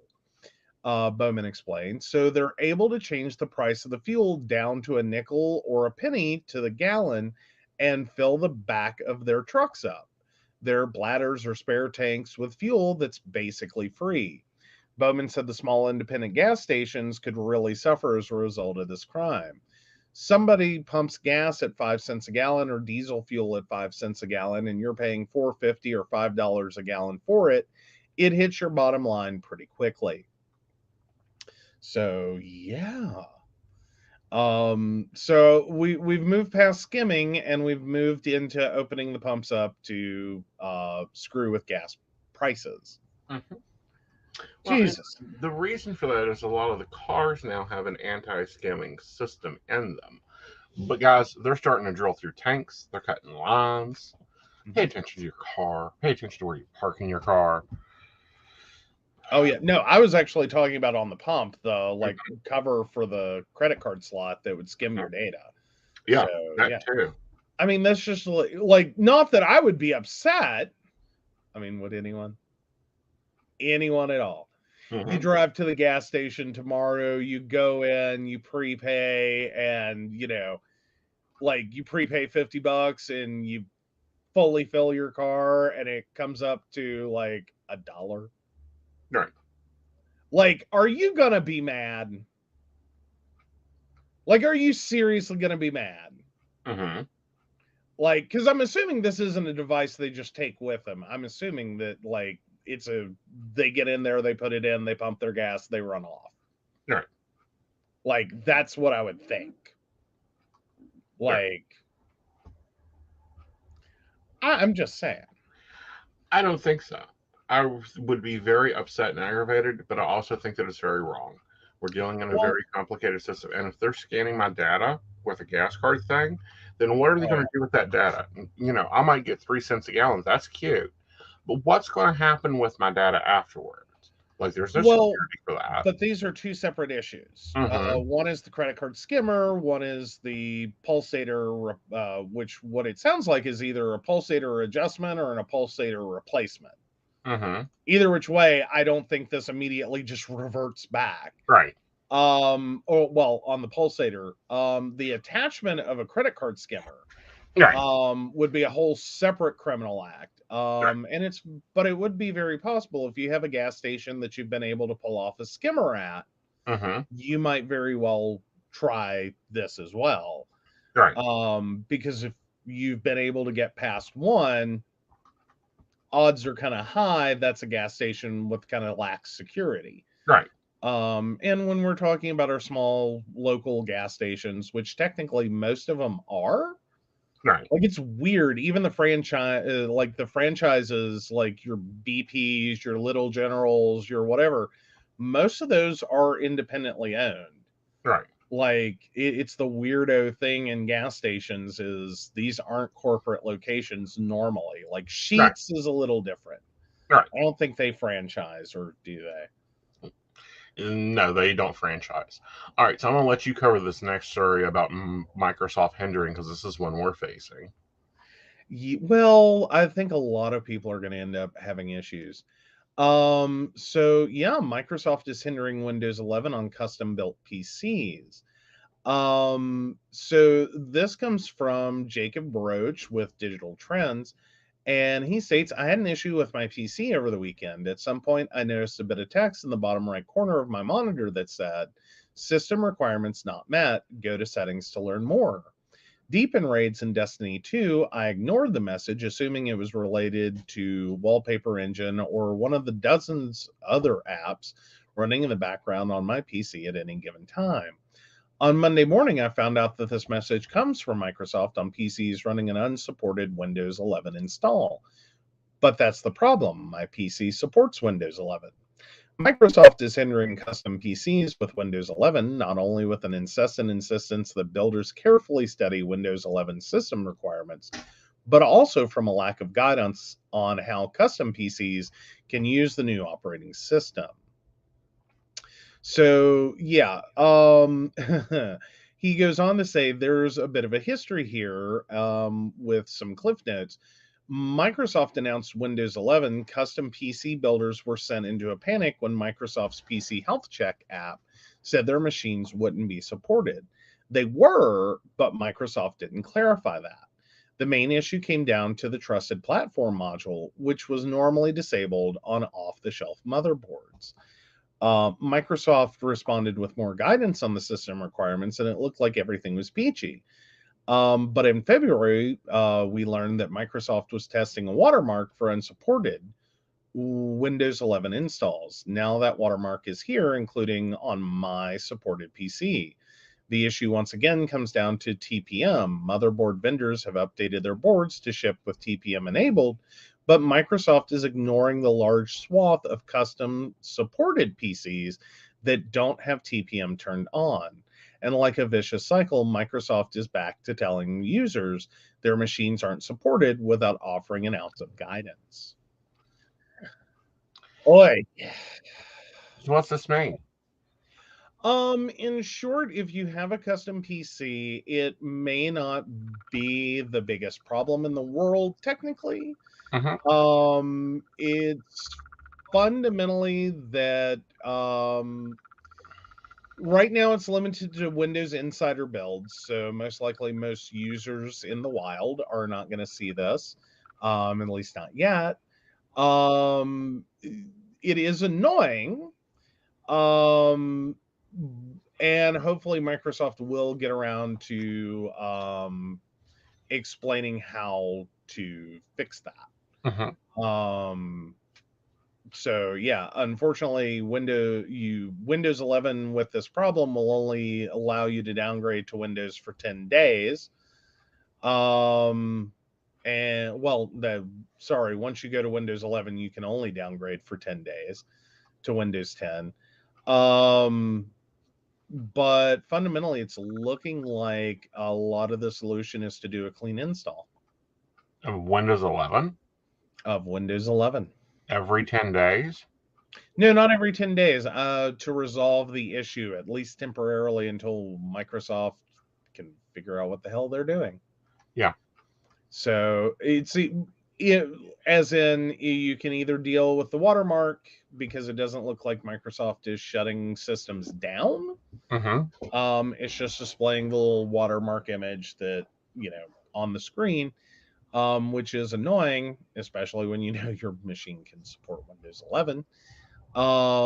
So right now, it's not that it's killing systems. It looks like they're going nag screen. All right. At least for the moment. All right. So yeah.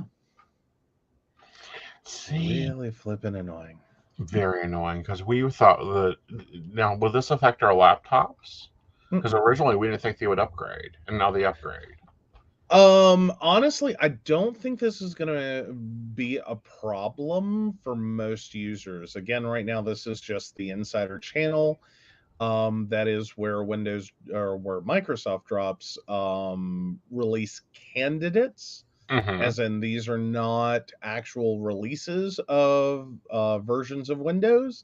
These are basically previews of what the next version, the next update, the next etc. are going to look like or could look like. Now, Microsoft does tend to, listen to their insider community, at least a little.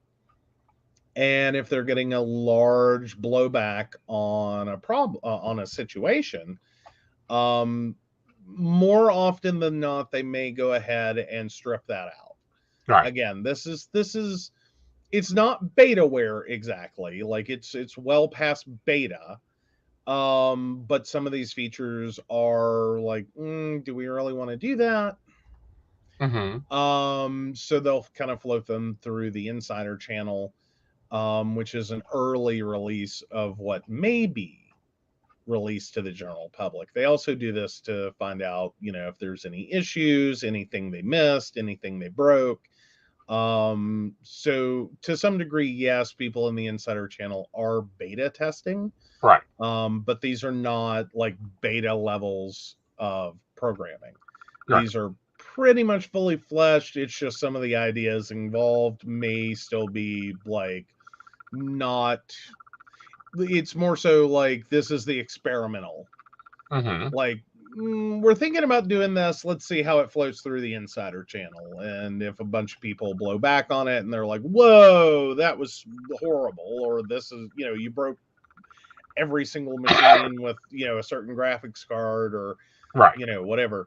Then generally Microsoft goes, okay, well, we screwed up. That's not going out. But yeah, every once in a while you do see things that come through like this, that when it does start getting blowback, Microsoft goes, that was a bad idea. again, what is the whole purpose of this piece? Because this is the thing I've been trying to ascertain. Because Lord knows we're going to have to, like, I don't know. I think I may have to call my contact in China, have him go down to the factory itself, pick up this piece, and ship it to me by carrier pigeon. Yeah, the trusted platform module is effectively it's an encryption key. There's a couple of different versions of this. It's supposed to help ensure security and stability of your system. That it's using this information to validate like a legitimate install of Windows, that this is, the correct setup for your system, and prevents other issues from occurring. So it kind of locks everything down a little bit. Right. Microsoft has been hard pushing on this one. Right. Because it does help to stop some issues. Right. There's a whole other camp that argues, yeah, but like it's not that great. Right. I don't think Microsoft's trying to claim it's the greatest thing ever, but it's one more knife one more tool in the toolbox. Right. One more knife in the drawer. To kind of prevent easier Right. problems with systems. Right. So what the TPM is effectively doing is trying to ensure that everything checks out on your system, so that it's harder to sit there and screw around with the system, like the actual operating system of the computer, and introduce problems there. Right. Which often those would be related to viruses, malware, and programs you don't intend to install that makes changes to system files. Right. Effectively, the minute it tries to do it, this is going to blow it up. Right. Like, it's going to be sitting there going, this is broken. Right. Like, no, 6 months down the road and you've got 40,000 tabs open and there's some naked woman dancing on your screen telling you to click here. No. It's not going to get there. It's going to be very quickly that, like, it tries, it fails, you're immediately alerted your system has a problem, please fix it. So from an IT standard, I kind of appreciate that. I see what they're trying to do. I think they've gone about it a little funky.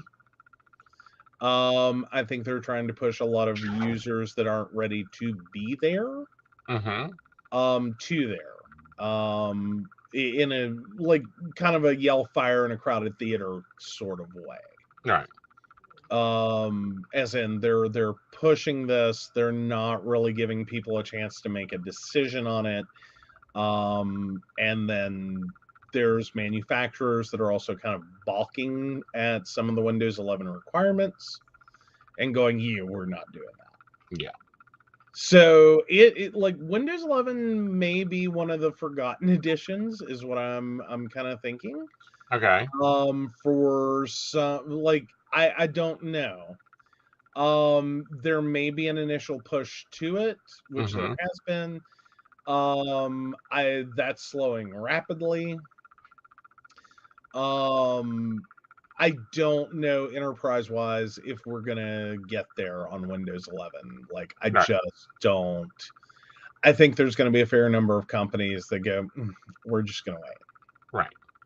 Like, no, we're not replacing our entire lineup, our entire asset pool of PCs that we potentially just bought, right, because of Windows 11. Right.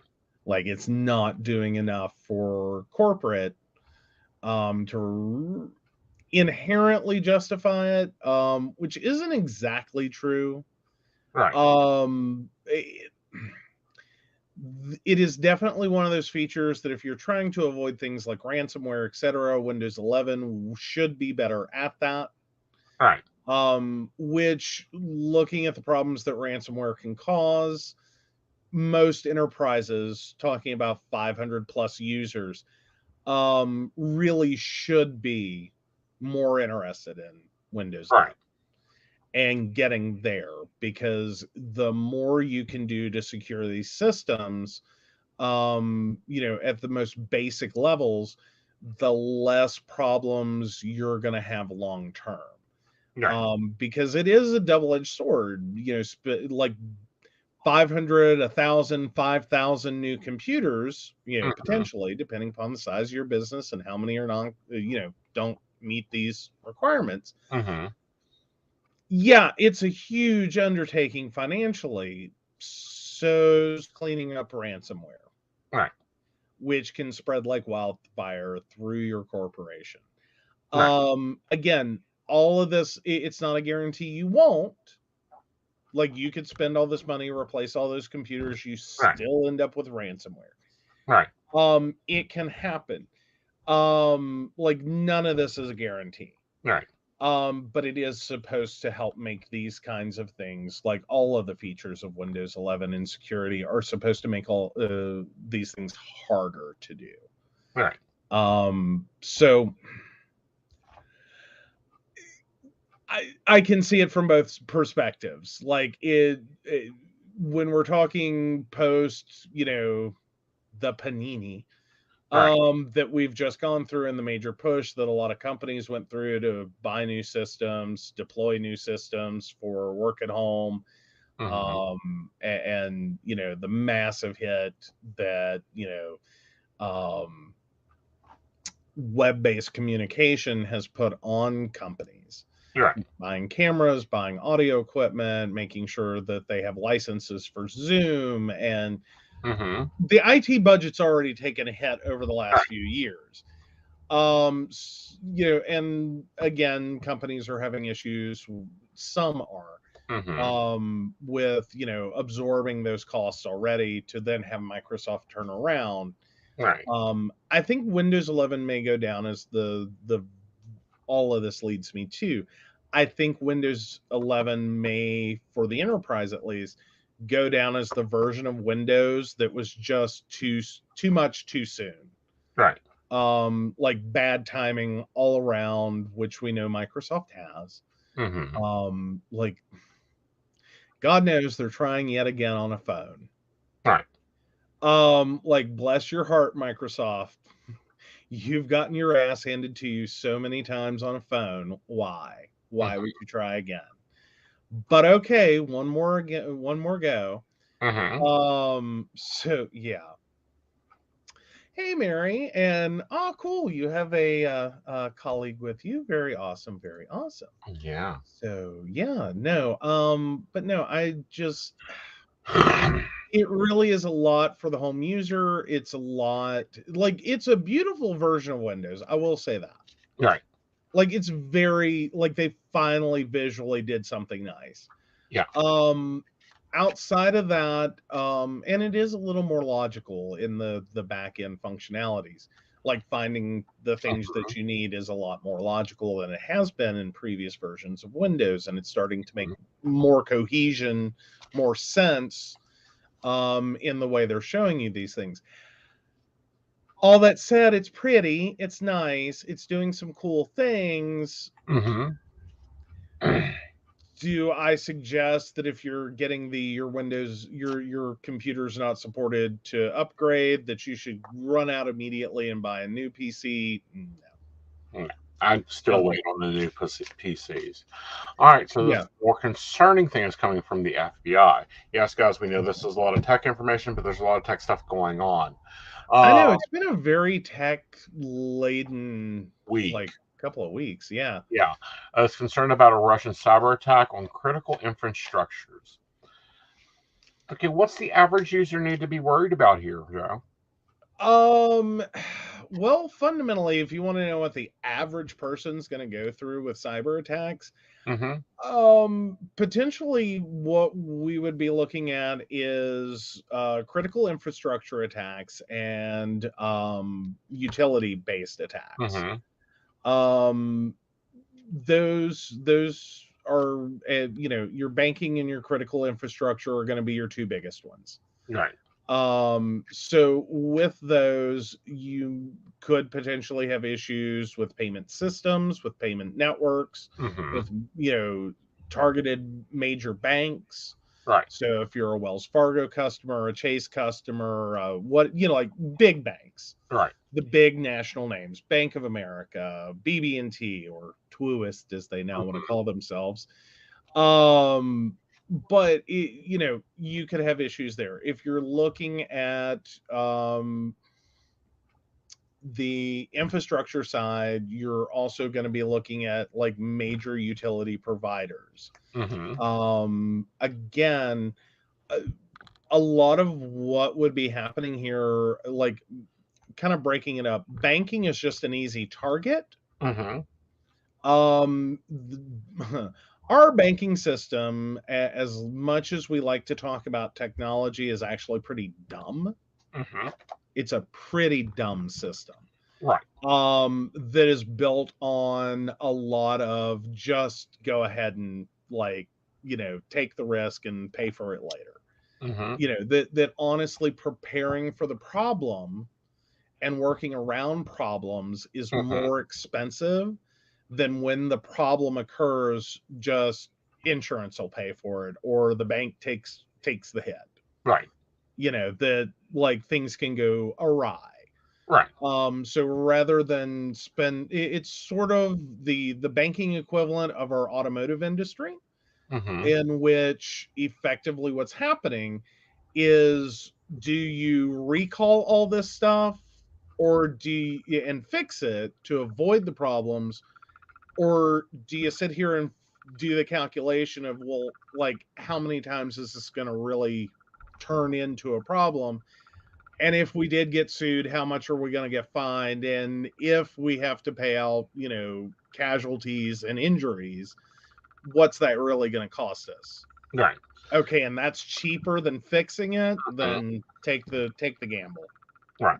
Well, Like, and then here's the other question on things is because they're saying that all 5 major energy companies have been scanned. What's that mean? I'm sorry, you're saying scammed or scanned? Scanned.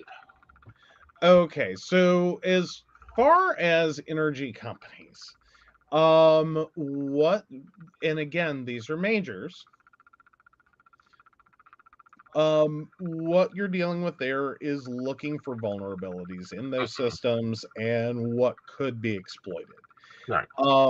Unfortunately, the problem with talking about cybersecurity is you don't know what an attacker is going to do until they do it. Mm-hmm. You can look for routes of attack that have happened before and methodologies that attackers will use. Mm-hmm. In terms of thoughts. Mm-hmm. But fundamentally, what you end up with is it's very much like antivirus software. Mm-hmm. Really good at taking care of things we already know exist. Mm-hmm. Really fucking sucks at taking care of problems that are new. Mm-hmm. So, and that's where in, build a better mousetrap, build a better mouse. It's a constant, never ending, tail chase. Right.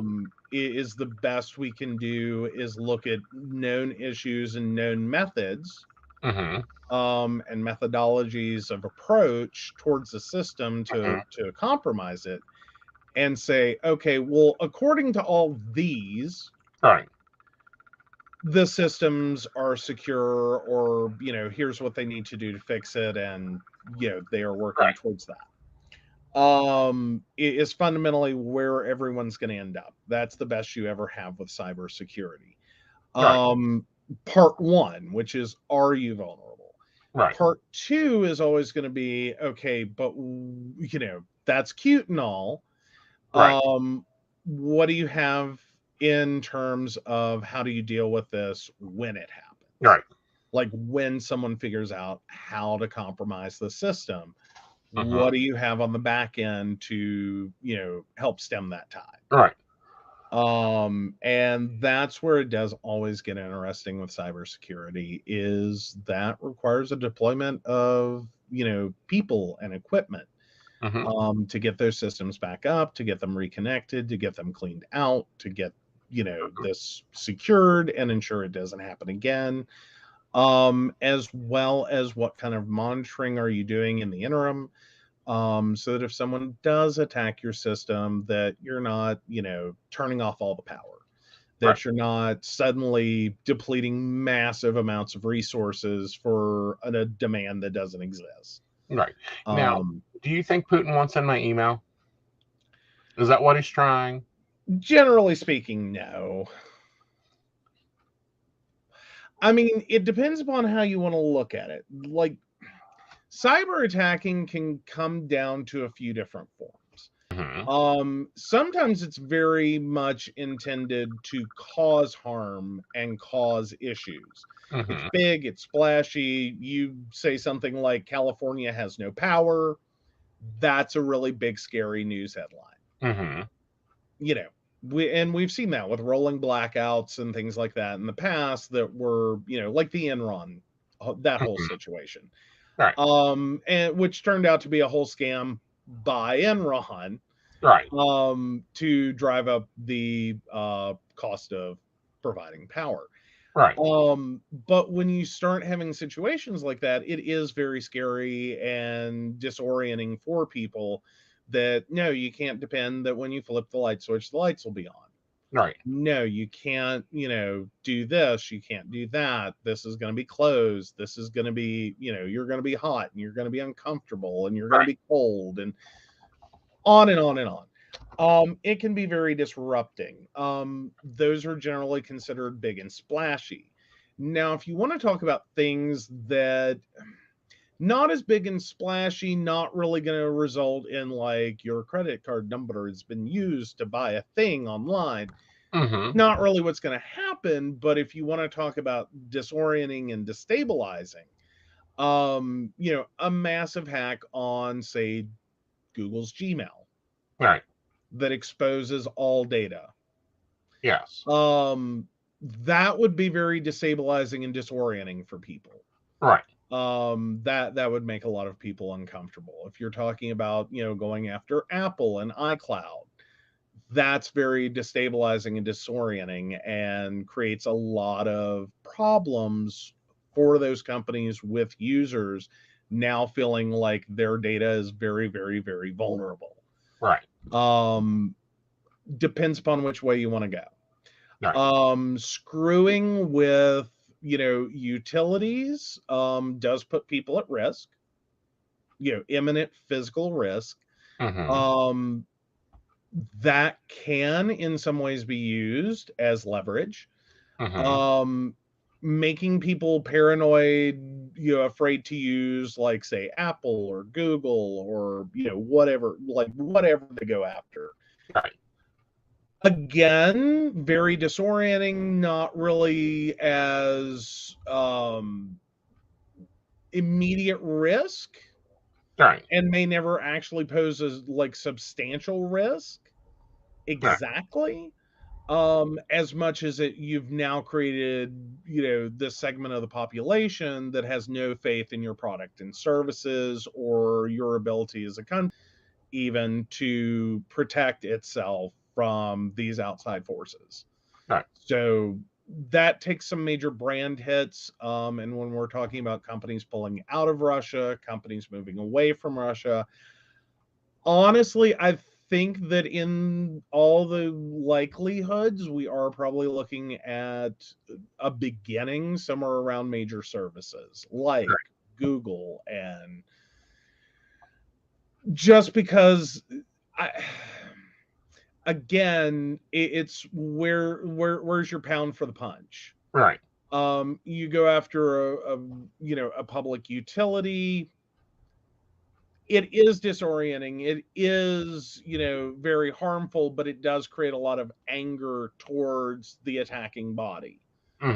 Versus, you're like all of our email accounts at Google get compromised. Even if no one ever does anything that causes harm with that, That's a major blow to American capitalism. You're going to see stock markets and, shares in those companies starting to devaluate. You're going to see a lot of people very upset that, their data was exposed. You're going to, sit there and watch Google have to do a mea culpa of we're so sorry. This is what we're doing, to a lot of people that are not necessarily technically literate enough to understand what Google's saying, other than we got hacked, we're sorry, we'll fix it, we'll try to make sure that never happens again. And then, especially if there's a pile on like 2 months later, you start to really chip away at a company's reputation. Right. Given that, we've sat here and had companies pulling out of Russia right now, I would be more willing to say that's going to be the target, is chipping away at American capitalism and, trying to embarrass more than actually harm. But embarrass these major companies that have left. I keep using Google as an example. It's a really big one. It's one that's really easy to pick on. And, we were just talking about them a little bit ago and having issues with Google Maps. Was that related? I don't know. Probably not. Probably not. Right. But fundamentally, that would be the kind of disruption and issues that we would be talking about with a cyber attack, would be my take on it. Right. Is that we're going to be looking more at embarrassing major corporations than actually trying to shut off water and power and all these things to very specific parts of the country, go after the big fish that are global, that are really going to take the hit in terms of, because again, Russia has a very,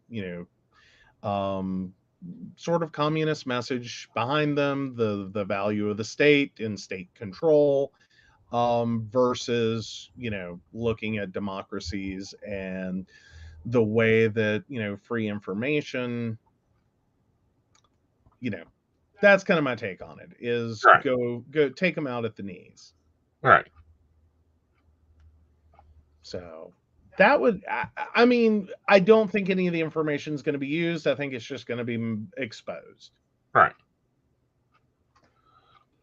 Again, I don't think that this is anything for us to generally work, but it is something about the infrastructure, because we already know the infrastructure is weak in Texas. Like, that was proven from the storm.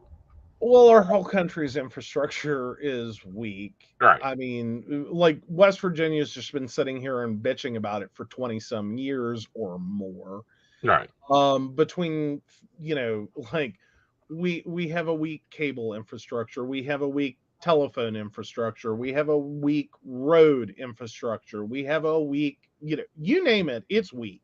Right. The US has very much been heavily engaged in profiteering off our utilities and utility-like services such as phone and internet, because not all these have been declared utilities yet or have hit that full category.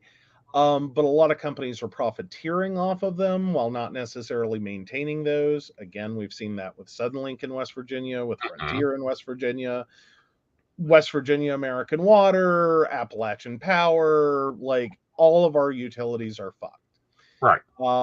As in, if you're in a large metro, you have decent services and, potentially newer, lines and services and piping and etc.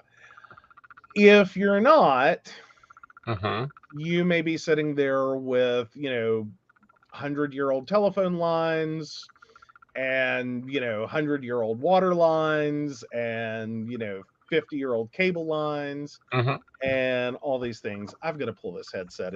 I'm battery lowing. Okay. So with all that, right, it's not like our infrastructure is in a good position to be attacked, because it's not just the lines and the pipes and all that. A lot of the controlling computer systems are very antiquated, unmaintained, and, sometimes at best second, third, fourth hand from other, major areas. All right. So, Like, does it make us less vulnerable?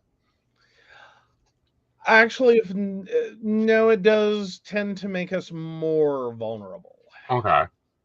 For some of these systems, it may, the fact that we're getting stuff that's been passed through so many different, other systems, Mm-hmm. some of these could be so antiquated Uh-huh. that no, they don't connect to the internet. There's no there's no way to do that. But it can also inadvertently be its own worst enemy there if someone has forced it onto the internet. Mm-hmm. Because virtually anything that is digital can be put online, Right. with enough ingenuity, time, and effort. Right. But when we're not talking about normal, like, to some degree, and that's not exactly what happens, but if you can't, like, if it's not running modern, like, software, Mm-hmm. if we're talking about really old DOS-based systems and really old Unix-based systems that just, they're not maintained, no one makes parts for that anymore, no one's updating that software with security. Hell, it was never supposed to go online. Mm-hmm. Like, we don't know how you made it go online, but we ain't part of that. Right. Like, no, no, no, no, no, no. That was never supposed to occur. We didn't design for that. Uh-huh. Like, that was 10 years after we created that system. Right. You can have a lot of issues. But if you're looking at more modern systems, like if you're living, I would say more than likely, not a guarantee, but if you're talking about major metropolitan areas, Los Mm-hmm. Angeles, DC, New York, Orlando, like Houston, well, Houston's a bad example.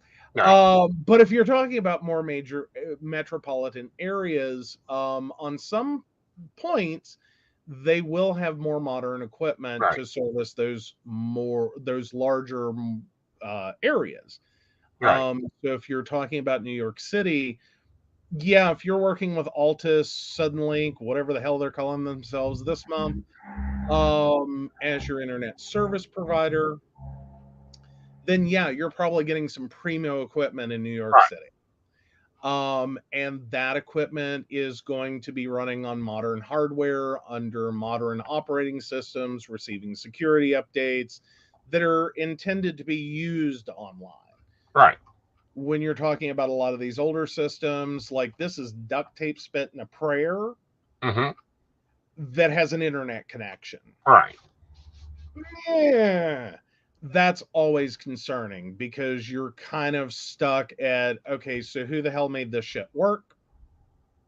One, were they ever thinking that, like one day, someone's going to try to take it out?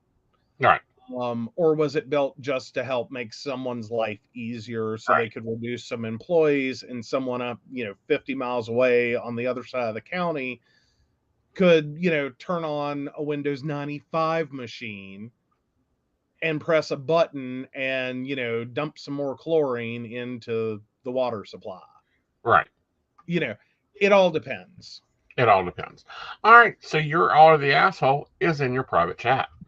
Oh, there we go. We decided to go international with this one, guys. Oh, we went international? Mm-hmm. What?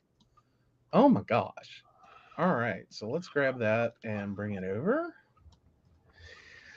Am I the asshole? Ordered KFC 10 kilometers away from my home. The delivery guy messaged to me that I am an inconsiderate guy.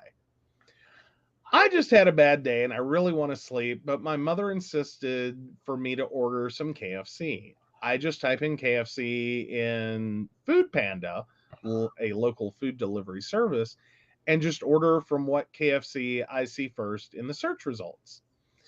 I didn't check the distance between my house and the KFC since I really want to sleep.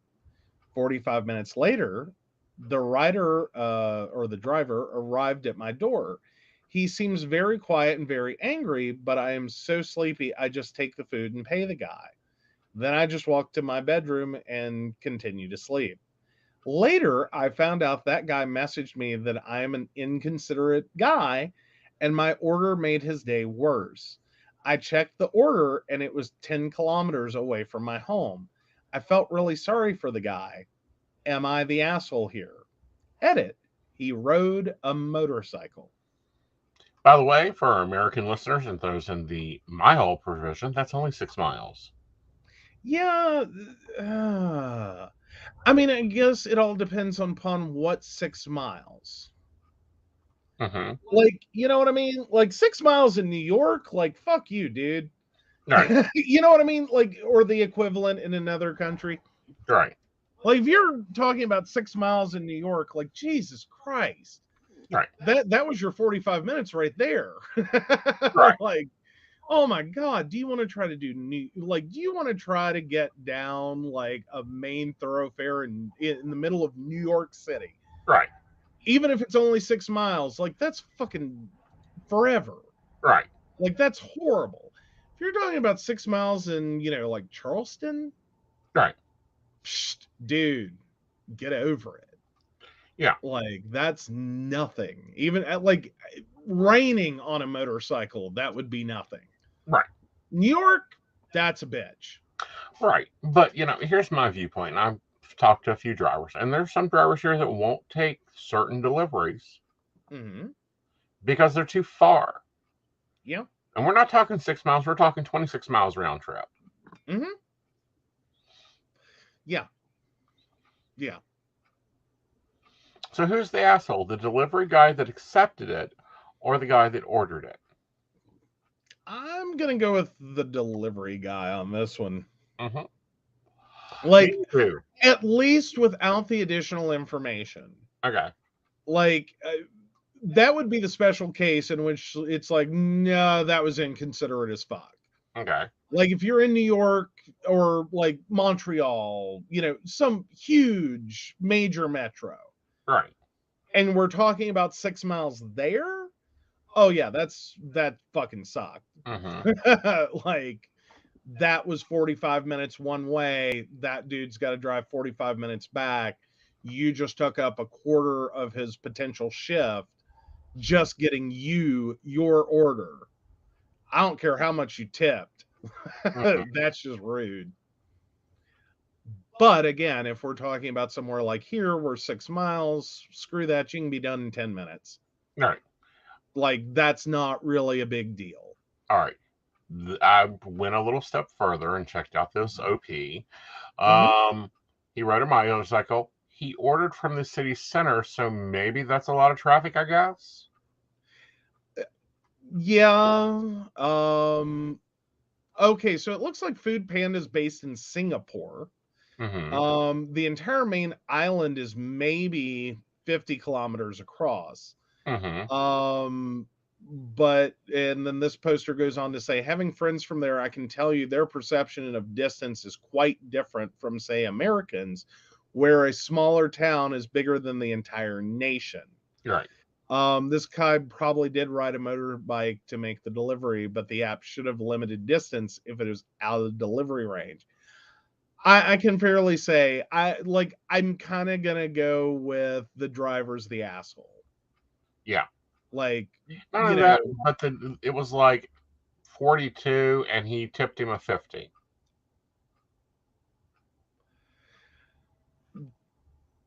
That's still a decent tip. Yeah. Like that's 18% ish. Yeah. It's right there at 18% anyway. Right. I mean, it's not an unreasonable tip. I get that my perception or our perception of distance is probably, skewing that a little bit. It's not horrible. Right. It's not horrible. Like, I think it's more than forgivable. Right. I mean, it's not quite the same as like we live in Oak Hill. That is roughly an hour from Princeton. If we screw up and this could happen. Yeah. Like if we screwed up in one of our apps and some poor, unfortunate delivery driver drove all the way from Princeton to Oak Hill. Mm-hmm. Oh my God. The tip we would have to leave to feel better about ourselves. Well, but when I'm looking, and I'm kind of like looking at some of the restaurants we commonly order from, Mm-hmm. on average, they drive that for us. Potentially. Like, are you talking round trip or just one way? Round trip. Well, yeah, but I guess that's also my question is, was 6 miles one way or round trip? Because I wasn't quite catching. Round trip. Oh, then no, shut up. Yeah.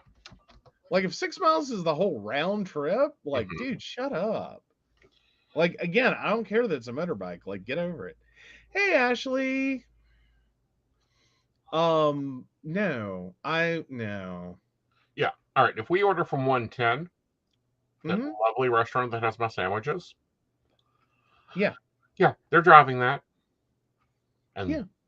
they normally get an average tip.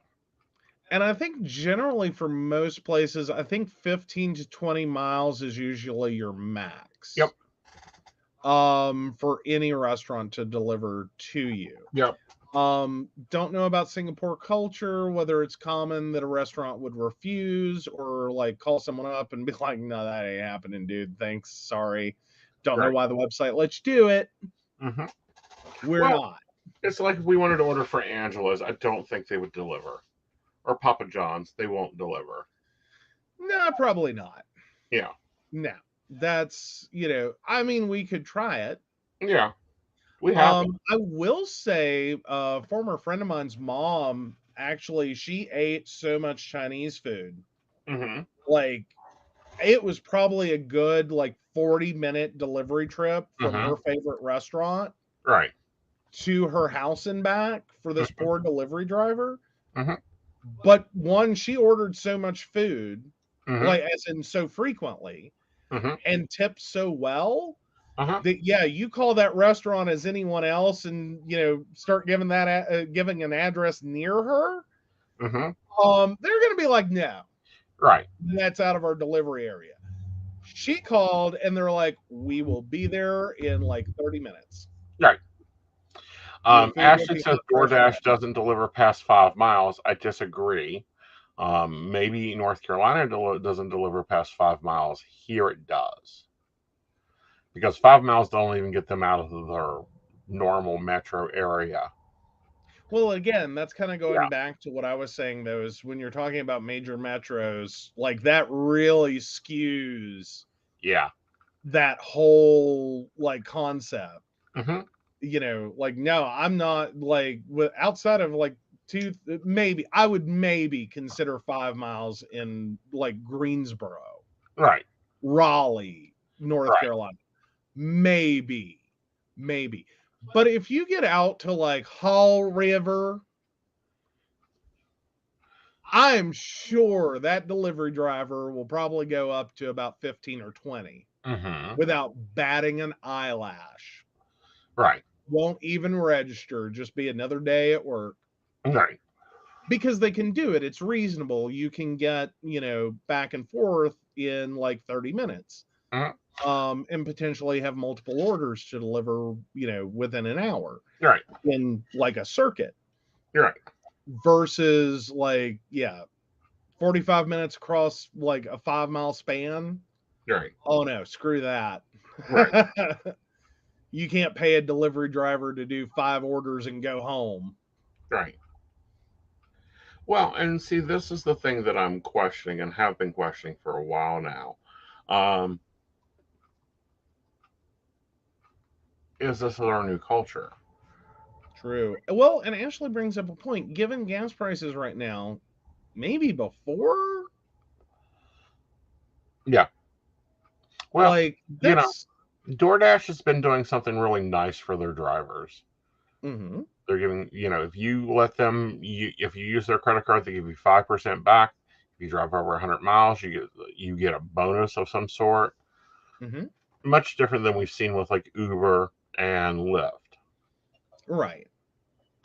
Absolutely. And those are definitely advantages and things that do help to offset. Mm-hmm. But I'm not saying Ashley has an invalid point. Right. Like, I mean, hell, we've gone through this with like Logisticare and your mom Mm-hmm. and my family. Right. Like, I have family members that if I don't drive them to their doctor's appointments, they can't get there. Right. Because we have this lovely system, and it's in a lot of states. It's called logistic care, now known as Right. motive care. It's this idea that you can either A, reimburse a family member. Right. Well, B, you can get a professional driver for a corporate entity that does medical transport. Right. C, you can do, you know, as in licensed medical transport Right. as well. So like an ambulance pick up and drop off Mm-hmm. for people who need those, you know, additional supports. Right. And I believe it also covers reimbursement for cab fare if it has to go all the way to like the end of their services. Mm-hmm. The problem is Mm-hmm. most of those services, once you start bordering on 15 to 20 miles, as our various family members have found out, those appointments get canceled. Right. Like, they will refuse to come pick you up. They'll say they can't find a driver, or we're sorry, we're unable to fulfill your request. Right. Like, that's it. They don't make other arrangements. They don't try to do anything else. Right. They don't see a pattern of a problem. Right. They just sit there and leave you stranded. So in like West Virginia and other states, and any state doing any similar program, you start seeing that what these drivers have done, what these companies have done even, is go, it's not fucking worth it. Mm-hmm. We're not like pulling one of our vehicles and people out of service Mm-hmm. to drive you, 60 miles to a doctor's appointment, Mm-hmm. wait for an hour or more, Mm-hmm. and drive back. The reimbursement we get for that, not worth it. Mm-mm. Not worth it. Doesn't cover it. Right. Doesn't even begin to cover it. Right. Exactly. Yeah. All right, guys. It's been a really good show. We've covered a lot. This is a lot of information. Make sure to like us, subscribe us, like us. Be looking for some new things coming up from me. We've been working on some big projects, not only for our baristas, but also for, the general population. Be looking for some new programs coming out from me. And be looking for us Friday night, because we're going to be covering a lot more topics, a lot more stuff. We've got a possible new justice coming in to the Supreme Court. We've got a lot of other things to be talking about, and a lot of other things to be going on, both in and out of West Virginia, that affect all people. Although we will be focusing on the LGBT issues mainly there, because, sorry, our rights are always up for debate. There we go. So, and then Ashley wanted to know, Monday is coffee chat, right? Wednesday is coffee chat. Wednesday is coffee chat. There you go. All right. And of course, we Coffee want chat to thank... will be on Wednesday the 30th. There we go. So we do want to thank Beverly Walker, Mika G, Kathy, Mary Winfield, Brenda Bryant, Ashley Gish, Shannon C, Shannon D, the ever wonderful Lady Gwendolyn, Charles Shaw, and Dottie the Psychic. If you'd like to learn more about us, the show, or how you too can become one of our baristas through joining our Patreon and supporting the show, please visit PCSPnetwork.com. Yes. And we will see you next We will see you next Friday. We'll see you Friday. Yes. The one coming up. Yes. All right. All right, guys. Bye, y'all.